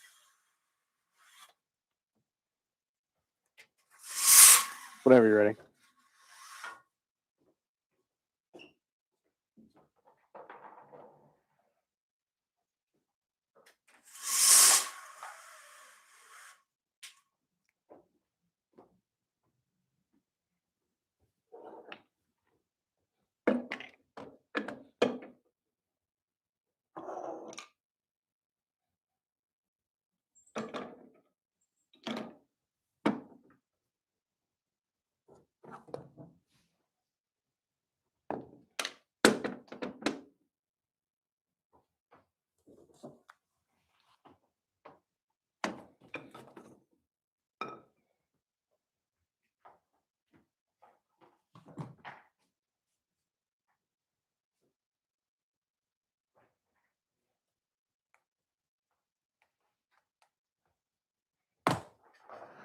Oh,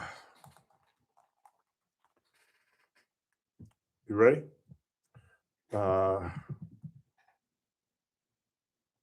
3, 2.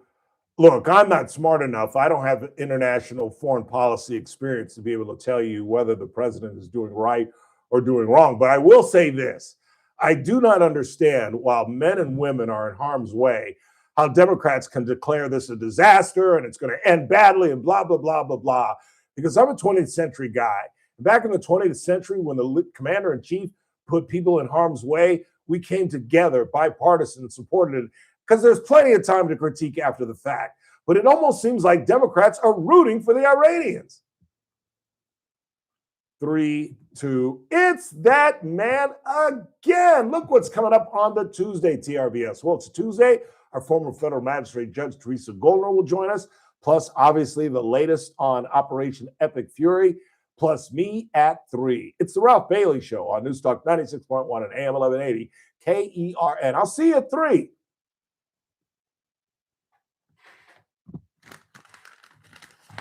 601 New York, New York 10001 is responsible for the content of this ad. For more information, visit csbk.com. That's csbk.com. Your clean slate starts here. The playoff chase is heating up as the Condors host the Tucson Roadrunners for 2 big games this weekend. Friday, it's a $3 beer Friday with Michelob Ultra and Mango Cart, just $3 till the start of the second period. It's also Faith and Family Night, presented by Michael K. Brown Landscaping and Kern Pools, with a performance from Bakersfield Worship Project. Saturday is First Responders Night with an emergency vehicle parade, presented by 5-0 Driving School and Eyewitness News. Doors open at 6, puck drops at 7. Fun starts at just $15 at condorstown.com or by call. Let's be honest, it's not the worst thing they probably heard today.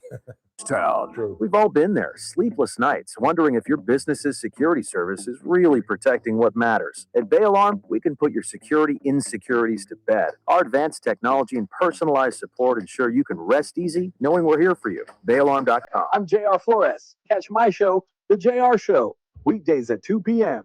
Now, back to the Ralph Bailey Show on News Talk 96.1 and AM 1180 KERN.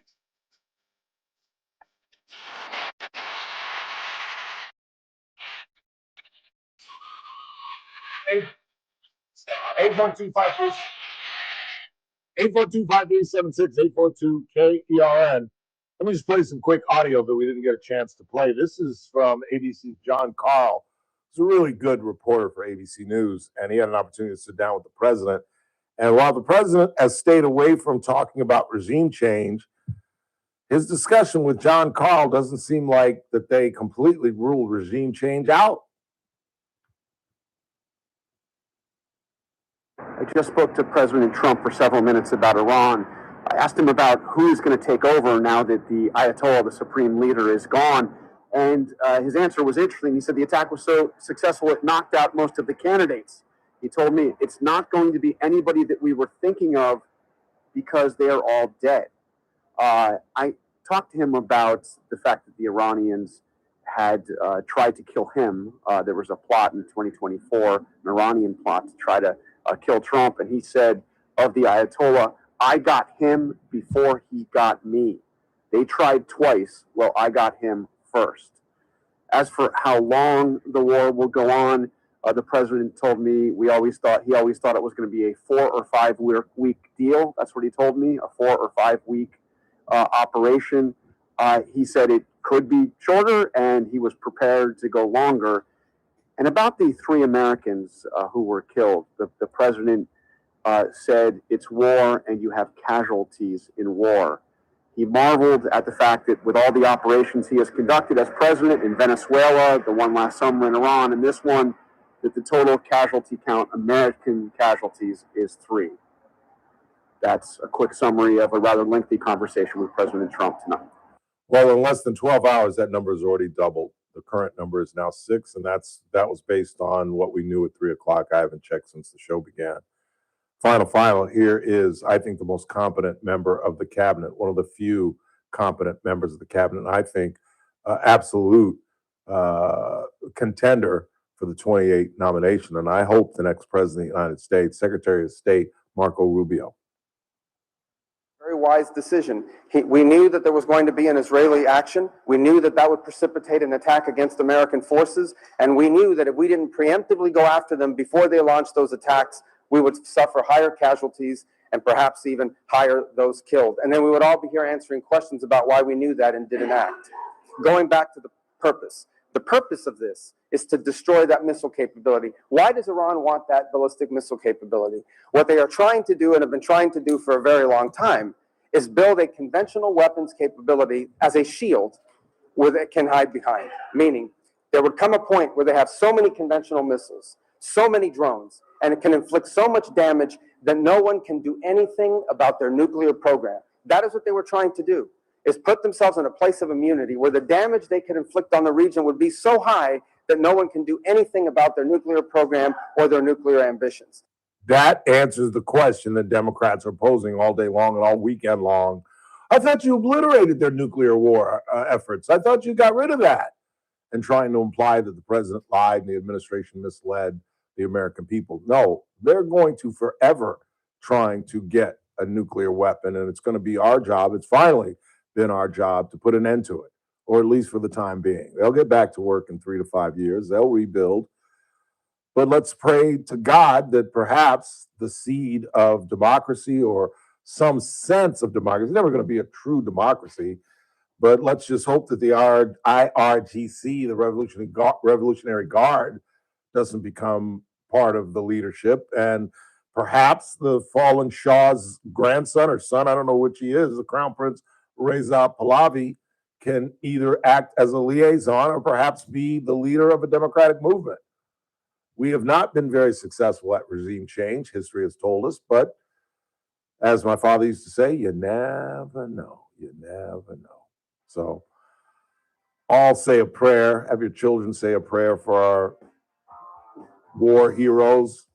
This is war. There's no question about it. And the casualty number is going to rise. As I said, there are 2 facts of war. Men and women die, and the second fact is there's nothing you can do about it. So say a prayer for our veterans. I want to thank Kathy Abernathy for joining us today, along with Daniel Petrie, who made an unfamiliar stop on the broadcast to give us some financial background on the ramifications of Operation Epic Fury. And tomorrow, one of our favorites, former federal magistrate Judge Teresa Goldner, and the latest on the current operation in Iran. In the meantime, for Chris Burdick, I'm Ralph Bailey. That's what's really going on, and I will rap to you tomorrow.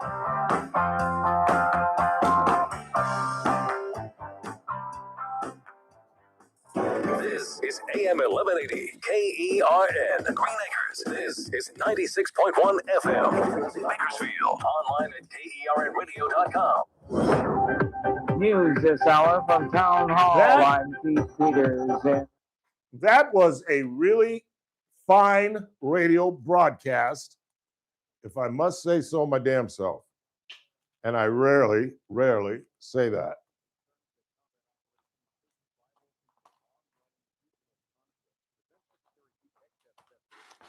I rarely pat myself on the back, but today I must. In all of my narcissism and arrogance. Thanks for listening. We'll see you guys tomorrow.